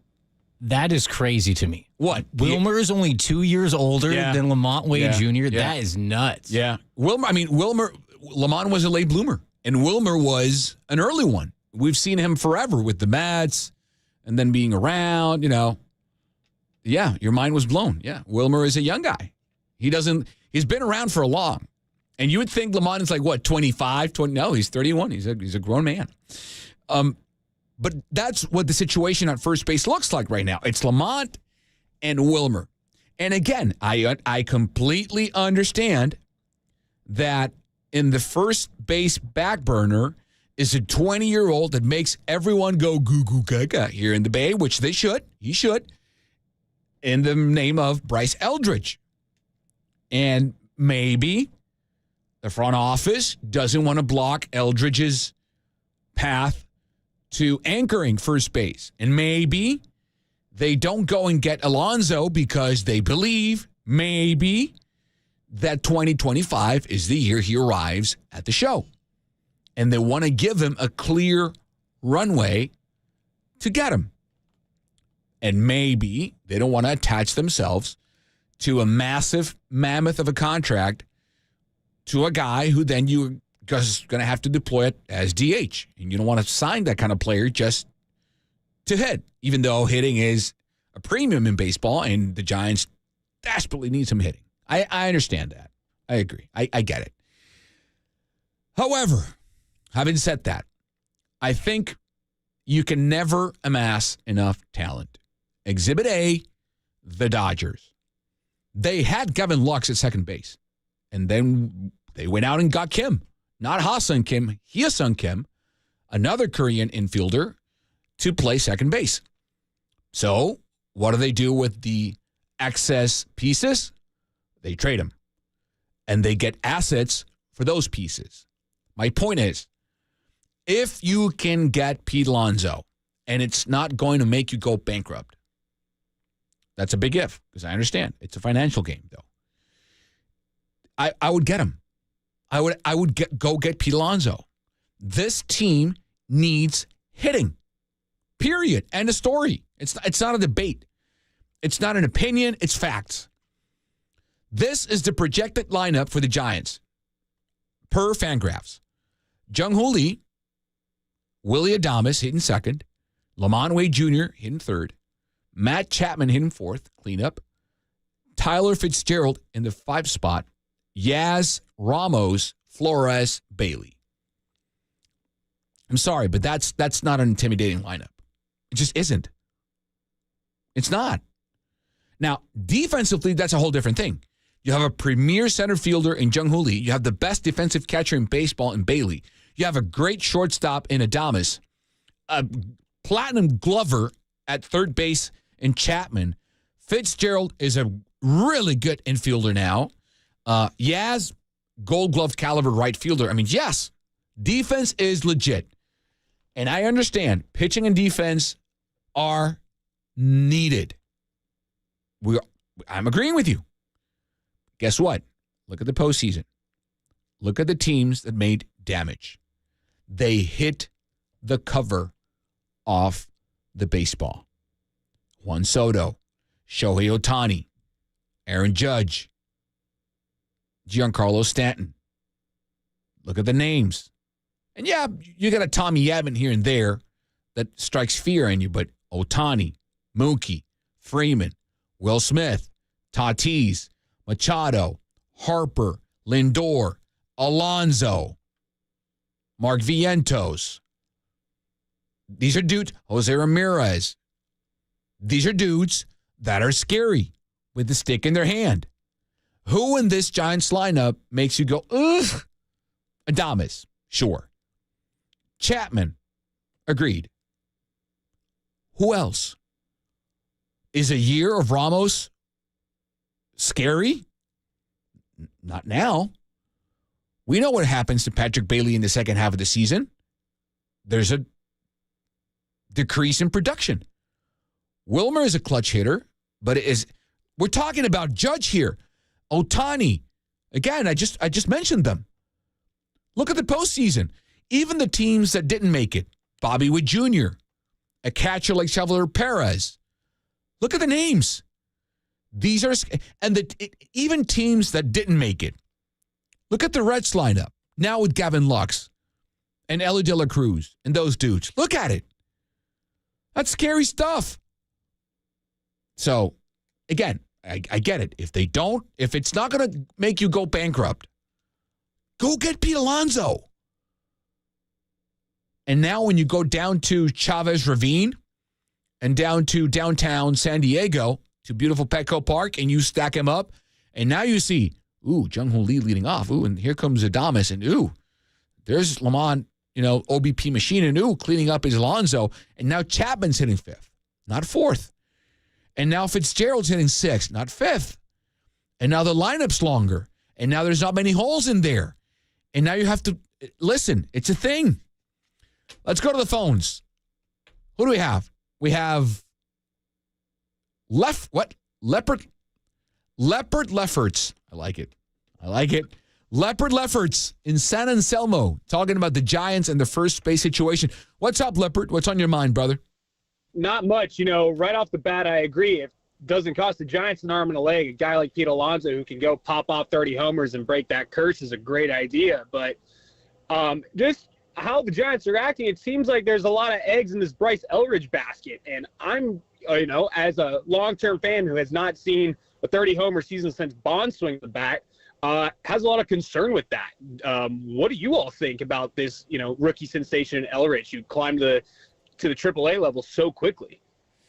Well, that's a great question. I mean, you see the talent. You see the size. You see everything. I mean, everything is there for him to love. There's nothing not to love about Bryce Eldridge. He's a young kid, 20 years old, who should be the future of the team.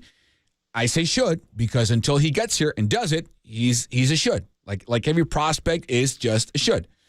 The age is there. I think he needs more reps. He doesn't have enough games, I think, in at bats. And to my understanding, he's not one of these talents, at least now, that, let me give you a comp, like Bryce Harper. Bryce Harper didn't need that many games in the minors for you to see, this guy's a dude. He's just going to rake and make everyone suffer, right? He's just going to slap home runs left and right and do whatever he wants. He needs some developing. I mean, his numbers for Eldridge last season when he got to AAA in a hitter-friendly situation went down a bit. I mean, A-ball, he hit 263, then high A-ball, 335, then double A, 270, and then AAA 258.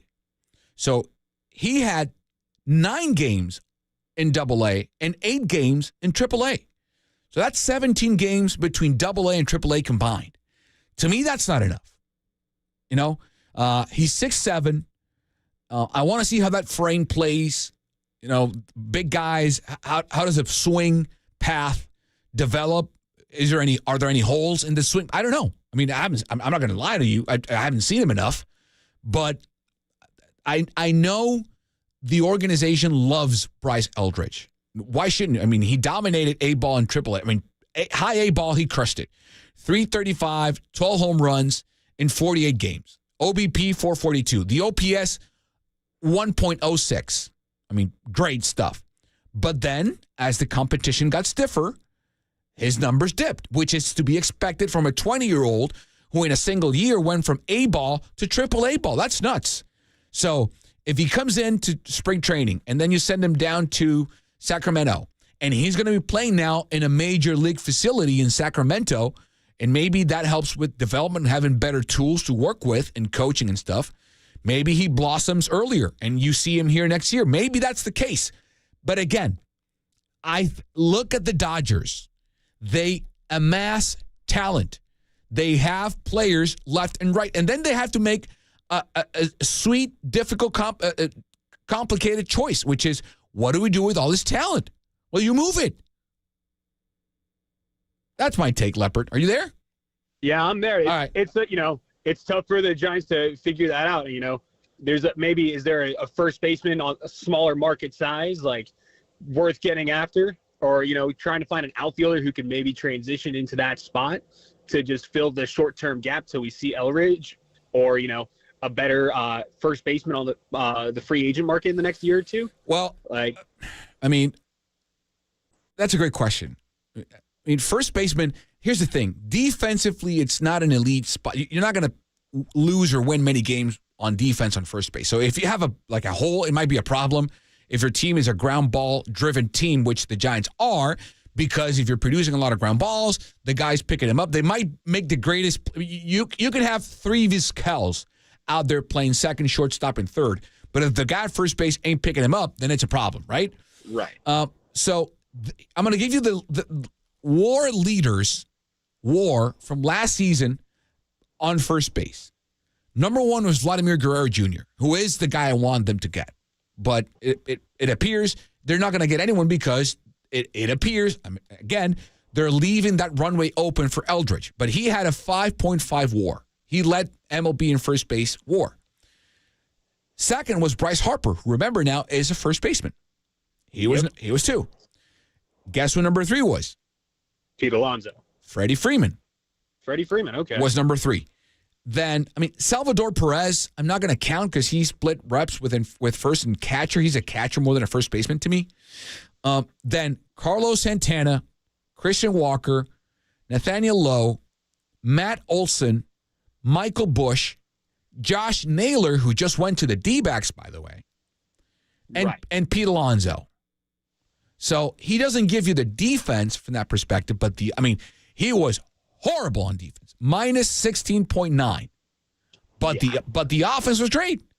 So, again, there's the Rangers just changed Lowe for Jake Berger, who's 29 years old and was lost in Miami.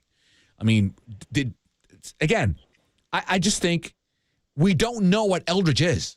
No one knows. Even for the Giants might love Eldridge like I love my 2 girls. They might love him like I love a warm summer afternoon with a pina colada in my hand. But no one knows.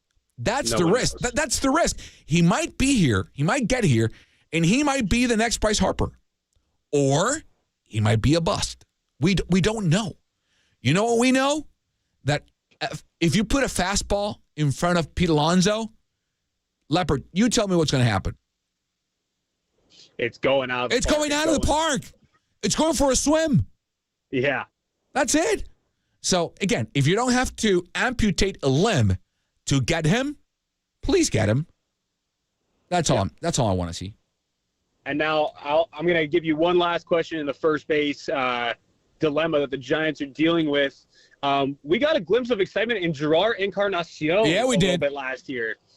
Is that something worth investing to teach how to play first base in the short term?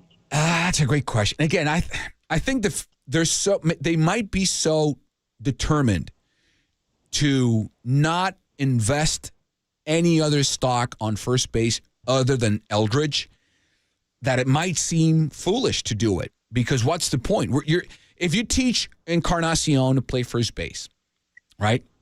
For what? If you're so convinced that this kid is going to be your next Brandon Belt, right? He's going to, in the sense that he's a left-hitting first baseman, tall first baseman who can man that corner for the next decade plus.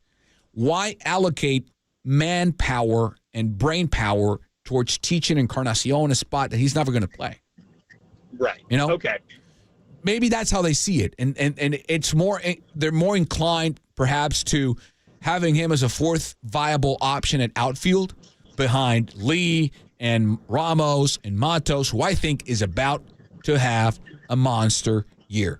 Listen to me. I'll say it again. I understand the Venezuelan Winter League is a hitter-friendly environment. That is my country of birth. I know that league inside out. Everyone hits there. I get it. There were 29 hitters in the regular season who hit 300 or more in Venezuela. So it's a hitter-friendly league. I get it.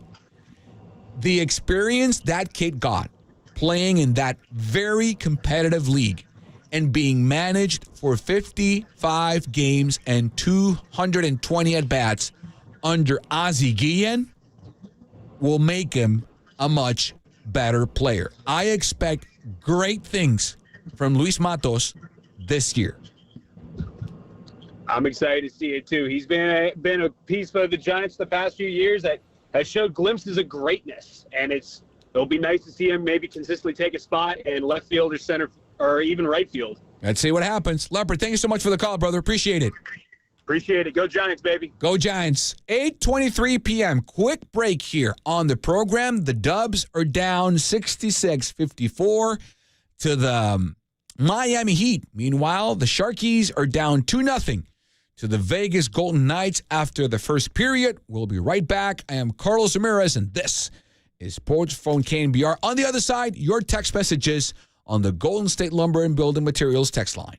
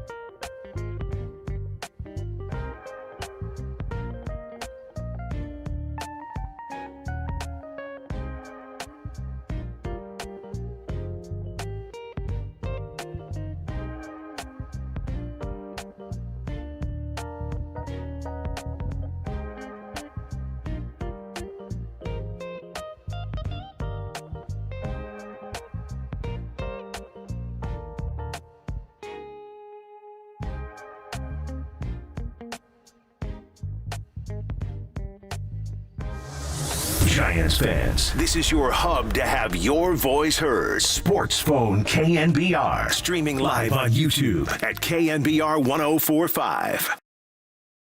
And we play on with an 0-2 count on Bone. They play him straight up on the infield. And the pitch is swinging a little weak ground ball to the first base side of the mound. Verlander's got it on the run, and he underhands it on to Gurriel to set down the side in order. Again, 6 up, 6 down so far for Justin Verlander. To the bottom of the second, no score in this one. Massive news if you've been living under a rock. Justin Verlander is a Giant. He signs a one-year deal worth $15 million. $15 million 1 year of the greatness of Justin Verlander, who will be 42 when the season starts. Another big piece of news tonight, Nick Sorenson out as defensive coordinator for the San Francisco 49ers. Now, in a couple of minutes, we're going to play you soon a conversation I had with my good friend, Rod Brooks. Now, this is, of course, the epitome of Murphy's Law kicking you in the nuts. Because we taped a segment and we did the autopsy of the season for the 49ers. And, of course, 5 minutes after we finished taping, well, Matt Mayoko breaks the news that Nick Sorenson is out. So just to give you context, we had no idea that Sorenson was out when we taped this segment.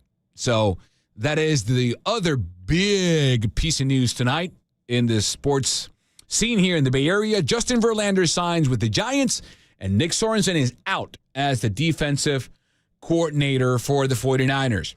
We got more phone calls wanting to talk about Verlander and the Giants. Let's go to Oscar in Berkeley. He wants to touch upon Buster's rebuild timeline. Oscar, welcome to the show.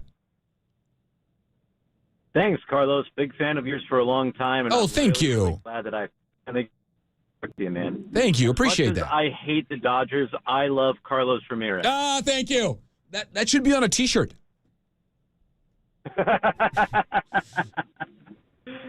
So anyway, I wanted to pick your brain here because all right, you're a guy who's been covering baseball for a long time. Yes, sir. And you understand that not just dynasties, but different dynamics within, one kind of maybe president of baseball ops or even under a manager or a head coach, things can fluctuate as time goes on. Mm-hmm. So I wanted to get your thoughts on where you think Buster is going and how long do you think it's going to take him to get there? Because I know he's on a 3-year deal. But the thing I just keep reminding myself is if the Giants want to beat the Dodgers, they can't really just build Dodgers 2.0. You know what I mean? There's a finite amount of superstar amongst superstar that can be bought. There's only so much talent that you can reasonably depend on your farm system for developing, and the Giants have less so reason to believe in their farm system than other teams at this time. So if you're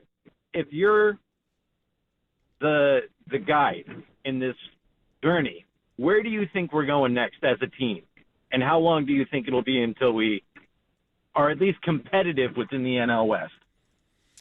That is the question of all questions, Oscar, and I really appreciate it. Listen, baseball, every sport has a different dynamic, right? In terms of how you build it up and make it a competitor, right? For instance, the number 1 overall draft pick for the NBA or the NFL is expected to make an immediate impact on the team that drafted him that same season. That does not happen on either baseball or even hockey, right? Hockey, yes, the player sometimes will play. Other times they'll just stash him and whatever, depending on the age and physique.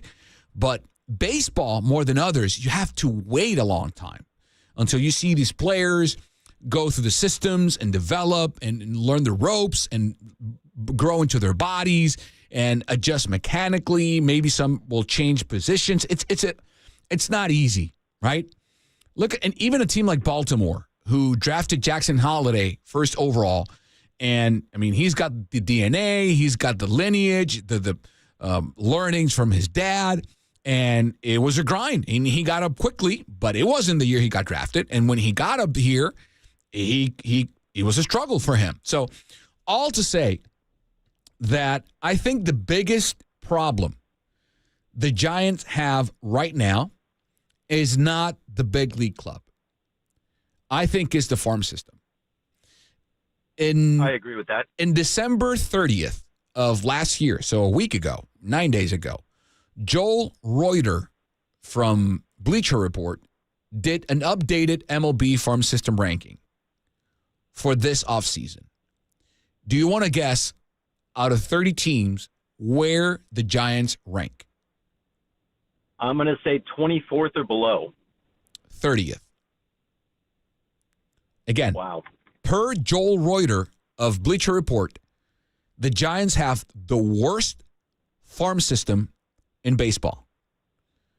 Their top 10 prospects are Bryce Eldridge, James Tibbs, Carson Wisenhut, Reiner Arias, Dakota Jordan, Joe Whitman, Grant McCray, Walker Martin, Reggie Crawford, and Jack Choate. I'm going to read you what they say. Quote, after years of struggling to develop position player talent, the Giants finally seem to be bucking that trend. Heliot Ramos put together a breakout season, and heading into the new year, the farm system is headlined by recent first-round picks Bryce Eldridge and James Tibbs, who both possess significant offensive upside. That's a first baseman and an outfielder. And yet, they're 30th. And you can say, yeah, but Ramos got promoted and Patrick Bailey got promoted. Yeah, that's fine. That's fine. You have one prospect who blossomed into a full-fledged flower, MLB caliber flower, right? And Patrick Bailey. We don't know what Heliot Ramos is yet. We saw a year, right? But we've seen, these fleeting stars dissipate. Maybe he establishes it. Maybe he's not that. Maybe he is a full-grown, absolute MLB player. But we don't know, right? So I think, and again, I think the worst part or the most, the part that deserves most critique of the Farhan Zaidi era is not the big league club, is this. Because we were told that this was the way, that this was the path to success through the draft, through the farm system, from inside, from within, right? You remember that, right? Yeah, but I have my own conspiracy theories about Farhan. But fine. But he was a spy from within to damage the Giants? I think that the Dodgers sent him up here. Oh, come on. No, stop. No, stop. I think this is the biggest mole on Farhan's resume with the Giants. That he left the team having graduated one fully formed MLB player in Patrick Bailey. One. Because, again, I don't know what Heliot Ramos is. 1 year is not enough to me. I'm sorry. If he continues, we can say he left us two, right? Same with Fitzgerald. He left us one fully developed MLB player in Patrick Bailey. Who struggled to make it through 2 full seasons each year. Right. So where's the rest? Where is it? Exactly. So to your original question, I think Buster has a dual mission. One, to reinstate the competitive winning culture within that clubhouse. Enter Justin Verlander. Enter Willy Adames, right? Who know what it takes, who have won, who have competed, who have played important games in October and November and won rings and won Cy Youngs and won MVPs and have competitive nature to instill that into that clubhouse. That's one. But then the other one is this. How do you get – last season, this spot, Oscar, belonged to the Marlins. In a year, Peter Bendix has catapulted the Marlins farm system from 30 to 14. Yeah. Again, and that's a full rebuild down in South Florida. Full tear-down rebuild. They got rid of Jake Berger, and they got rid of Jesus Luzardo, and they got rid of some pieces. But, hey, they went in a year from 30 to 14. Right? So if I can ask you one other question on this subject while you're on it. Where do you go with Marco Luciano from here? That's a great question. Because now shortstop's blocked. That's Willie Adames for the next 7 years. And that's all they invested in him. Well, yeah, I mean, that's the only position that they really told him he could play.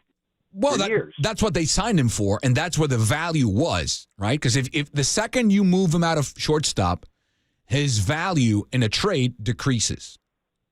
That's the thing. Like, if you move him to second or left field and you knock on the door of whatever, let's say Toronto, right? And you say, hey, let's say Toronto moves off Bo Bichette, right? And they need a shortstop. And you want to go get Vladimir Guerrero Jr. And you say, hey, yeah, you lost Bo Bichette, but here's Luciano. He could be your next shortstop for the next decade plus. The second you move him to left field or second base, his price goes down. Hence, what you can ask for him goes down. That's the thing. And I don't. That's a great question. Is he? I don't think he's a shortstop anymore. The Giants told us they don't think he's a shortstop anymore because they just blocked his path with Willie Adames. And Farhan before that said the same thing because he went for Carlos Correa. So what is he? I know what he's not. He's not a shortstop. Is he a left fielder? Maybe. Is he a second baseman? I don't know. I don't. Is he a big leaguer? That's the ding, ding, ding. That's the question. So, I hope he is because I see the raw talent there. I see the power. I see the bad path. I see it. I see the body. I see it. But hey, man, Whit Meckler doesn't look like a big leaguer, but he might be a better one. And Fitzgerald doesn't maybe look like it, but he playing like one. And Elliot Ramos took the leap last year. Let's see if he keeps it. And you know what? I think I'm going to hammer this nail until it's opening day and I see this kid play. And I might be wrong. I hope I'm not. But I think having a full winter season in Venezuela for Luis Matos and playing under Ozzie Guillen for 55 games and taking 220 at-bats in a highly competitive environment like the Venezuelan Winter League will do wonders for his development. And he might take the step like Elliott did last season. We'll see. Oscar, thank you, brother. Appreciate the time. Happy New Year, man. Love you. Keep it up. Thank you, man. Oscar from Berkeley. Break. When we come back, Rod Brooks, in a segment we taped earlier today, we'll do the autopsy of the 49ers season. That's next on Sports Phone KNBR.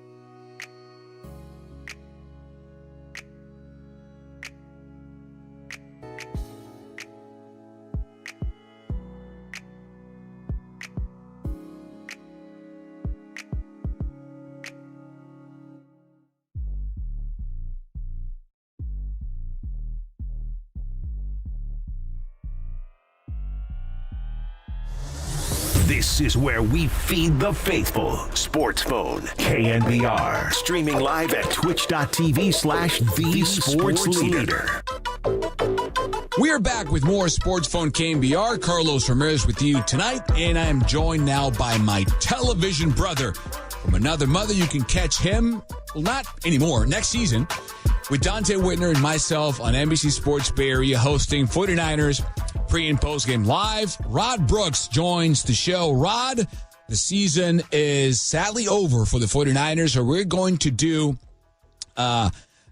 dissect. We're going to do the final study of the 49ers season, the autopsy, as it were, of the 6-11 horrendous football year. My friend, how are you? Did you ever have to dissect a frog? Yeah, it was. Did you ever do that? That's a great point. I wanted to be a doctor. You know, kids say, I want to be a policeman. I want to be a firefighter. I wanted to be a doctor until the year I turned, I want to say 12 or something, or 13. It was around that age where I dissected for biology classes a frog, and right there, when I barfed in my mouth, is when I knew my scientific days as a doctor were out the window. The physician in me was ejected immediately.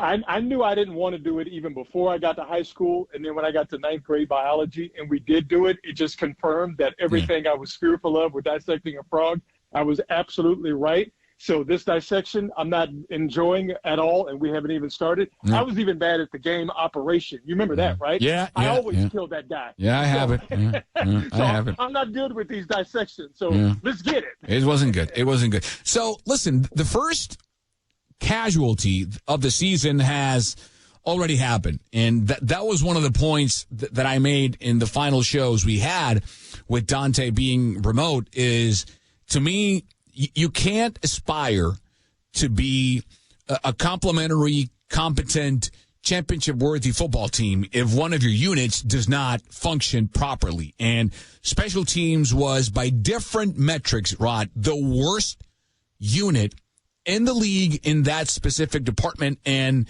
it was hindering and deflating so many of the hopes within the actual game for the 49ers that something had to be done. I am never going to call for a coach's or player's job, but sadly, this one already. I just said changes needed to be made, and changes already made. Brian Schneider has been fired. Your thoughts? Well, I mean, there's so many things. There's 3 points to special teams. There's kick coverage, there's punt coverage, and then there's the ability for your kicker to do his job with field goals and extra points. The Niners were comically bad in all 3 of those phases. They were either 31st or dead last in punt coverage. They were either 31st or dead last in kick coverage. And we all know the season that Jake Moody had. And by the way, I'd forgotten about this until I was reminded of it on Twitter. Did you know that Brian Schneider was the guy who went to bat for Jake Moody to get him drafted out of Michigan in the 3rd round? He's the one that oversaw the private workout that the Niners had with Jake Moody and said that the workout went perfect. So he and Jake Moody were tied by the leg, and Jake Moody was kicking for 2 jobs, and Brian Schneider lost his. Listen, when your special teams are that bad, special teams coordinator has to go. And the special teams guy is always the easiest guy to fire, even though firing someone isn't easy. But in this instance, it was the obvious thing to do. I will say this, and this is not in defense of Brian Schneider and the special teams they put out there, because at times they looked unprepared when it came to fake punts. At times they just simply could not even do the basics, giving up long punt returns they gave up a kick return for a touchdown this year. That's impossible to do in today's NFL because of the kicking rules. So they just looked so badly prepared over and over and over the course of the year. But I will say this. The Niners have to have a serious discussion about the players they have out there for special teams. Yeah. Because they had a lot of backups out there, obviously, because they're special teams. But when you think about where the Niners have missed in the draft over the last few years, the players that they have out there on special teams are a direct result of the lack of depth and the drafts that they've missed on That's over a the great past point. couple of years. That's a great so point. while Brian Snyder is ultimately responsible for how the kick coverage looks, how the punt coverage looks, and how Jake Moody, the dude he went to bat for, how he performs out there, the guys he were given to go out there and do those jobs on special teams, we ain't necessarily talking about the cream of the crop. You dig what I'm saying? Yeah, no, that's a great point because and we'll address it. Rod Brooks joining us here on the show, Fox, with us, talking about Sports Fun KNBR and what happened this year. Listen, there's a stat. You can check it out on X. The account is at SF Data Niners. That's SF Data 9, the number 9, ERS. Great account. It's a great Everybody account. should follow it. If the Niners are your game and if you're into numbers, that is an absolutely awesome account to follow. It's a great Shout out account. to those guys. It's a great account. Yes, sir. Yeah. So on January 6th, they tweeted out the following. The 49ers finished the 2024 season dead last with 64 expected points lost on special teams. Let me read that again. The 49ers finished the 2024 season dead last with 64 expected points lost on special teams. By far the worst mark in the NFL. That's the worst in the past 4 years. So expected points means, well, what it sounds like, the amount of points you expect your special teams unit to get either via, field goals, extra points, punt returns, so on and so forth. To give you a hint, the Steelers led the league in special teams production on that metric, Rod, with 56.2 expected points over what, they had. The Niners were 120, almost below that. Because zero. You have to laugh about it, right? If they had zero, they would be 56 points below the Steelers. But they won 64 points in the other way. So that's 120 points the other way in difference. You see what I'm saying? Those numbers are that get you fired. Well, yeah. We haven't even talked about the Jake Moody situation. Yeah. Which I guess we don't need to talk about because it's obvious and we know it. No, I mean, it's just the special, when you consider all of the things that went wrong for the Niners this year, for their special teams to be as it was, it almost defies logic. But we saw it week in and week out to the point where, when they ran that fake punt on them in Arizona, when we were sitting watching the green room, we were like, yeah, we kind of saw that coming. Not that we are some sort of soothsayers and, we know better than, Brian Snyder knew that this Niners special teams that, again, too many times, and this to me is the fireable offense, just seemed unprepared. Mm-hmm. Like they couldn't expect in a certain down and distance situation and the team you were playing that, hey, man, you might want to watch out for the Right. Right. Never seemed to get that. Rod Brooks joining us here. At Rod Brooks on X. Follow him. He is a great follow. Now, special teams aside, before we leave special teams island and go to the next stage in this dissection, is Jake Moody back? If he is, he's going to have to fight for his job with a veteran in camp. He's going to have to fight for his right to kick. Hashtag Travis Kelce.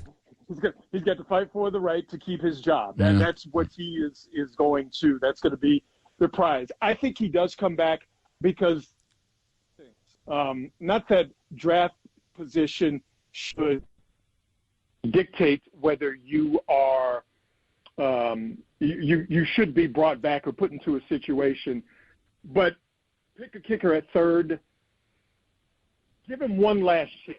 Like I've gone back and forth on this because immediately, like when we did, a couple of shows at the end of the season, I'm like, nah, he's got to go. But the more I think about it, just from a logical point of view, you spend a third round pick on him, have him come back and compete for the job. I think we do have to be fair to a certain extent. He did have a high ankle sprain this year, and you can look at Jake Moody's numbers. Before the high ankle sprain, he was decent. Mm-hmm. Good. Yeah. After the high ankle sprain. No, yeah. I'm with you. I'm with you, but it all fell off a cliff. But here's the problem with that. But now, here's my thing. If you're out there, you're healthy. And if there's one spot, you would think a team would be patient enough to let you heal because there's no rush. Because, well, why would you rush it when you can find kickers at the Home Depot? Like, we've seen teams. This is not a diss on kickers. We have actually seen teams, Rod, this year find kickers off the street who are playing Madden, suit up, and just split the uprights from 60 yards. Lions got one. No. I understand that. But my point is this, is that while he did have an injury, then I think you could draw a direct line from a high ankle sprain to his struggles. I don't believe that was all of it. And right. Also, Jake Moody didn't have a high ankle sprain last year when he was struggling with basically the exact same thing. Right. So, he kind of doesn't necessarily get a pass for that. So, in a long-winded way to answer your question, they're going to bring him back, and there's going to be a competition. And if he wins that competition, he's going to be on a very short leash. All right. If he doesn't win the competition, then he's gone. Enough with the special teams. Let's go with defense. The autopsy goes from worst to bad. We're going in the right direction. We're improving areas of the team until we finish with the good of the season. Collective things that were bad this year, Rod. This team allowed 436 points by opponents. That was 29th in the NFL. They allowed 24 rushing touchdowns, Rod. That was 30th in the National Football League. This team had 11 interceptions, down from 22 last season. They led the league in interceptions, by the way. That was the league leader. A guy like Moody Ward, who we understand the drama and the horrendous situation he went with the loss of his daughter, Amani Joy. But on the field, Rod, he went from 5 interceptions and leading the team in that department to a donut. He had no INTs this season. So the defense overall, I think, had problems. Not as many as special teams, but what was your biggest problem with what you saw from that unit in 2024? The run defense. That's where it all starts. Their inability to stop opposing run games when they need to, in crunch time. I think about the first game against Arizona this year, where Connor didn't necessarily go off, but it was in the fourth quarter where he got enough yards, where they kept enough drives going to where those drives ended up being points, and that ended up being a loss for the Niners. They just weren't stout enough with their run defense when they needed to be. And, we've talked about this on the show before. If they could get better up the middle with a run-stuffing defensive tackle or a run-stuffing defensive tackle duo, then that's a Niner defense that's going to resemble ones we've seen go to the NFC Championship game and beyond. I think if they're able to stop the run, then they're able to do all the other stuff that gets your attention, like rush the passer, like start to harass quarterbacks, to throwing bad passes, and maybe those interceptions that they dropped, all of a sudden now they catch those interceptions, offense gets the ball back, and the Niners are in a position to win those games. So to me, it's just one thing that just kept popping out, and it went from the beginning of the season to the end of the season. Arizona had, 151, 152 yards this past Sunday. Yep. Their inability to stop the run the way that they normally do and the way that they need to, that to me was the first indication that this defense just wasn't championship caliber, quite frankly. To that point, and I don't want to segue to what the future looks like, because this is both an autopsy and a projection exercise with the 49ers. I'm kind of concerned. I'm not going to lie. I don't know if you saw this TikTok video of a group of current 49er players' wives, led by the wife of Fred Warner, pretty much saying farewell to the better half of Dre Greenlaw. And I'm officially concerned. I'm officially scared with Greenlaw. I don't know what's going to happen. Here's what I know. I know he will go on to his age 28 season. And that is significant in terms of money. And you ask me, well, why? Well, I'm going to tell you why. In this season, In the top 35 best paid by value. I'm talking only total contract value. Yes. And if you go by AAV, which might be, a different metric, let's go by AAV if you want to. Whatever you want. Let's go value because I think that's a better reflection of total contract.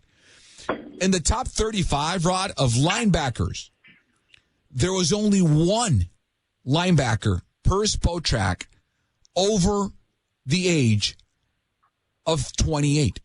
And that was Jadeveon Clowney, who signed a 2-year, $20 million contract with the Panthers.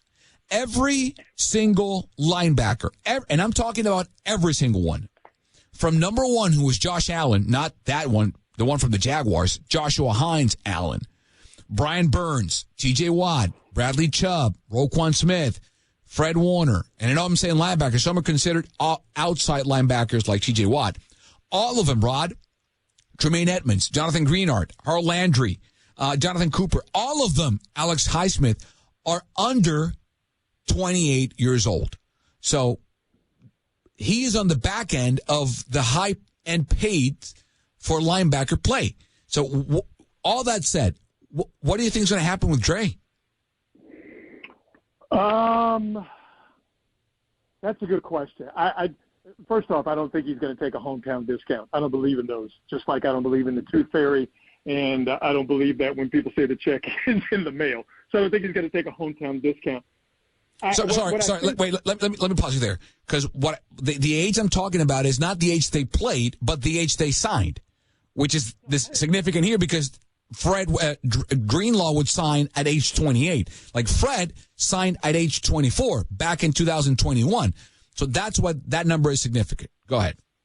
But here's the thing. I think that works against him outside of the Niner organization. Right. Where teams would look at Greenlaw and go, not only he's coming off of, the most devastating injury you could get in professional sports, which is tearing your Achilles tendon. So I think that works against him for the other 31 teams, just to lump everybody in there. Mm-hmm. For the Niners, I don't think that's a negative because, A, they know him, and also they know life without Dre Greenlaw. Right. I know we only got a short amount of time to see it this year, but isn't it amazing how much better that defense looked, particularly in that Rams game, maybe singularly in the second Rams game, how much better that defense looked when Dre Greenlaw was out there compared to the majority of the season when Dre Greenlaw wasn't out there. So I think that Dre Greenlaw knows him, but I think he's more valuable to the Niners. Now it's up to the Niners to get him to understand that and then negotiate off of that, obviously from a financial point of view. Right. Will be obviously can plus the talent. Rod, you're breaking up, Rod. You're breaking up. We're losing you for a bit here. Just go on the roof. You're 7'2". Well, no, my point is that Dre Greenlaw. There you are. You're back. That Dre Greenlaw is more valuable to the Niners than he is to other teams, most notably due to the fact that the Niners know him, and also they know that not having him on that defense, as we saw this year, it was more problematic than I think a lot of people thought that it would be. So it's up to the Niners. How do they figure out how to negotiate all of that familiarity and to make it a deal that works for them, but also works for Dre Greenlaw? And is he going to go to a team outside of the Niners? Well, possibly, but they won't be as good. Right. So I just think that those are things that you have to negotiate with him on. Yeah, I agree. Rod Brooks here on the show at Rod Brooks on Rod Brooks TV, right, on X? Yes. At Rod Brooks TV on X, or formerly known as Twitter. I'm assuming Mooney Ward won't be back. If you heard any of the press conference or the speaking to the media he conducted on Monday, just when someone says that a place gives him PTSD for whatever the reason, and I sympathize with him and his wife because God knows he went through the worst possible thing a human being can go through, and that's the loss of a child. So if just hopping on a plane, Rod, and flying back to the place where it happened gives him PTSD, I'm pretty sure he's not going to be back, no matter the amount of money which I'm not assuming is going to be top of the market. So I'm very sure that he won't be back as a 49er, and I wish him the best. And I'm happy that he had Charvarius Ward Jr. That's a blessing. So, yeah. And then the final topic I want to address on the negative side, moving to the offense, and then some positives, is Deebo Samuel. Last season, he was very good. This year, he wasn't. The numbers just shouted from the rooftop. 7 receiving touchdowns in 23 to 3 receiving touchdowns in 24. 5 rushing touchdowns in 23 to the 1 receiving touchdown in 24. 13 broken tackles as a receiver in 23 to just 8 this year. 4 broken tackles as a rusher last year. Only the one broken tackle. That's Deebo Samuel in 2024. The success rate went down. The yaks went down. Everything went down for Deebo Samuel. What did you see? What concerns you? And do you see any glimmer of hope for him next year as a 49er? Question mark, or somewhere else? I saw the glimmer of hope. Was it the game? I forget what game it was. Was it the game in Miami? Whatever. Yes. Late in the season where you go, oh, yeah, there's the Deebo Samuel. The problem is that it came obviously too late, and you wonder, can it be replicated on a week in and week out basis? I think more than anything, it's not even a physical thing with Deebo Samuel. No, he's not the guy he used to be. I think he needs to sit down and have a conversation with Kyle Shanahan about how he's used, and how they can get the most out of this older version of Deebo Samuel. Because obviously the guy that we're seeing right now is not the dude that we saw, in the first couple of years in the league when you're like, oh man, this dude here is he's doing some things that we've never seen before playing. That was the autopsy of the season, done by yours truly and the great Rod Brooks. As you can tell, when we taped that segment, we had no idea that Nick Sorenson was out as the 49ers defensive coordinator. We have some names before we head out and toss it to JD for Dubs OT. Who can replace Nick Sorenson? Who can replace him? There are several names. 2 are obvious. Robert Saleh, who we know and love, who took this team to the highest of heights on the defensive scope, who took the elevator to the penthouse of the defensive building, and there's nothing bad to say about Robert Saleh. Really, nothing. Competitor of the highest grade, a great man, great leader, and he's available. Will he be available in a couple of days? Because he's going through some interviews, as we understand it. The Jacksonville Jaguars might be interested in him. What about Jeff Ulbrich? He was Saleh's coordinator. Born in the Bay Area, went to school here for a year in San Jose State. Played for the 49ers. His entire NFL career was a Niner. He knows the city, knows the region, knows the team, knows the history, knows the system. How about him? How about Gus Bradley, the former Colts defensive coordinator? Quick warning, in the 3 years under Gus Bradley, the Colts ranked 29th, 28th, and 24th in points allowed per game. I'm saying. There's other names. I've heard Lou Anarumo, the former Bengals defensive coordinator. He got fired yesterday. Ken Norton Jr., another name.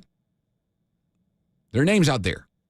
We'll see what happens. We'll find out more tomorrow at 11:30 a.m., and you'll hear it right here on the Sports Leader in the middle of Papa and Silver when we have live the Kyle Shanahan and John Lynch press conference. Final break of the show. We'll be right back on Sports Phone KNBR.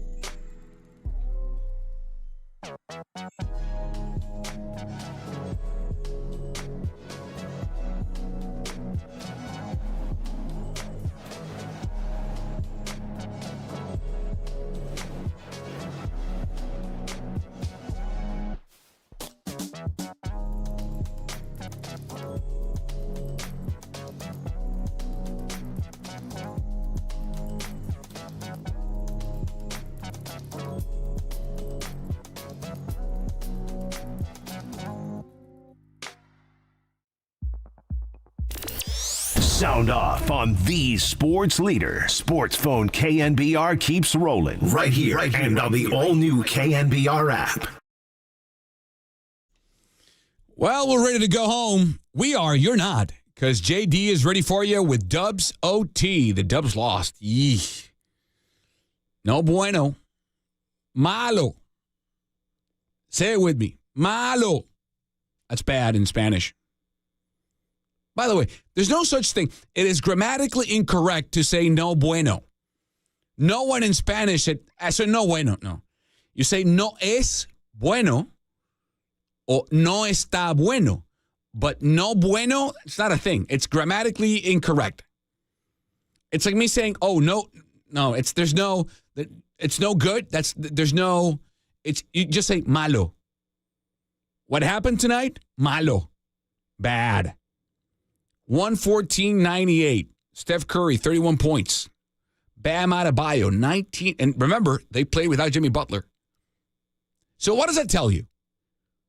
The Dubs or someone wants the Dubs to go get Jimmy Butler and the Heat beat the Warriors without Jimmy Butler?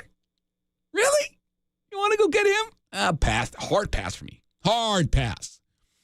Not a Jimmy Butler fan. What team has he made significantly better to win a championship? That's what we're talking about here. Are the Dubs significantly better with Jimmy Butler? Yeesh. The Heat look good tonight, man. With Haywood Highsmith, Bam Adebayo, Tyler Hero, Terry Rozier, Scary Terry, and Jaime Jaquez Jr. That's all they needed. Nikola Jovic off the bench, 20 points. Dubs, man, the depth has gone. 31 for Steph, 19 for TJD. JD's got you now with Dubs OT. For Jacob Violante, I am Carlos Ramirez. Thank you for joining us on another edition of Sports Phone KNBR. We'll see you soon.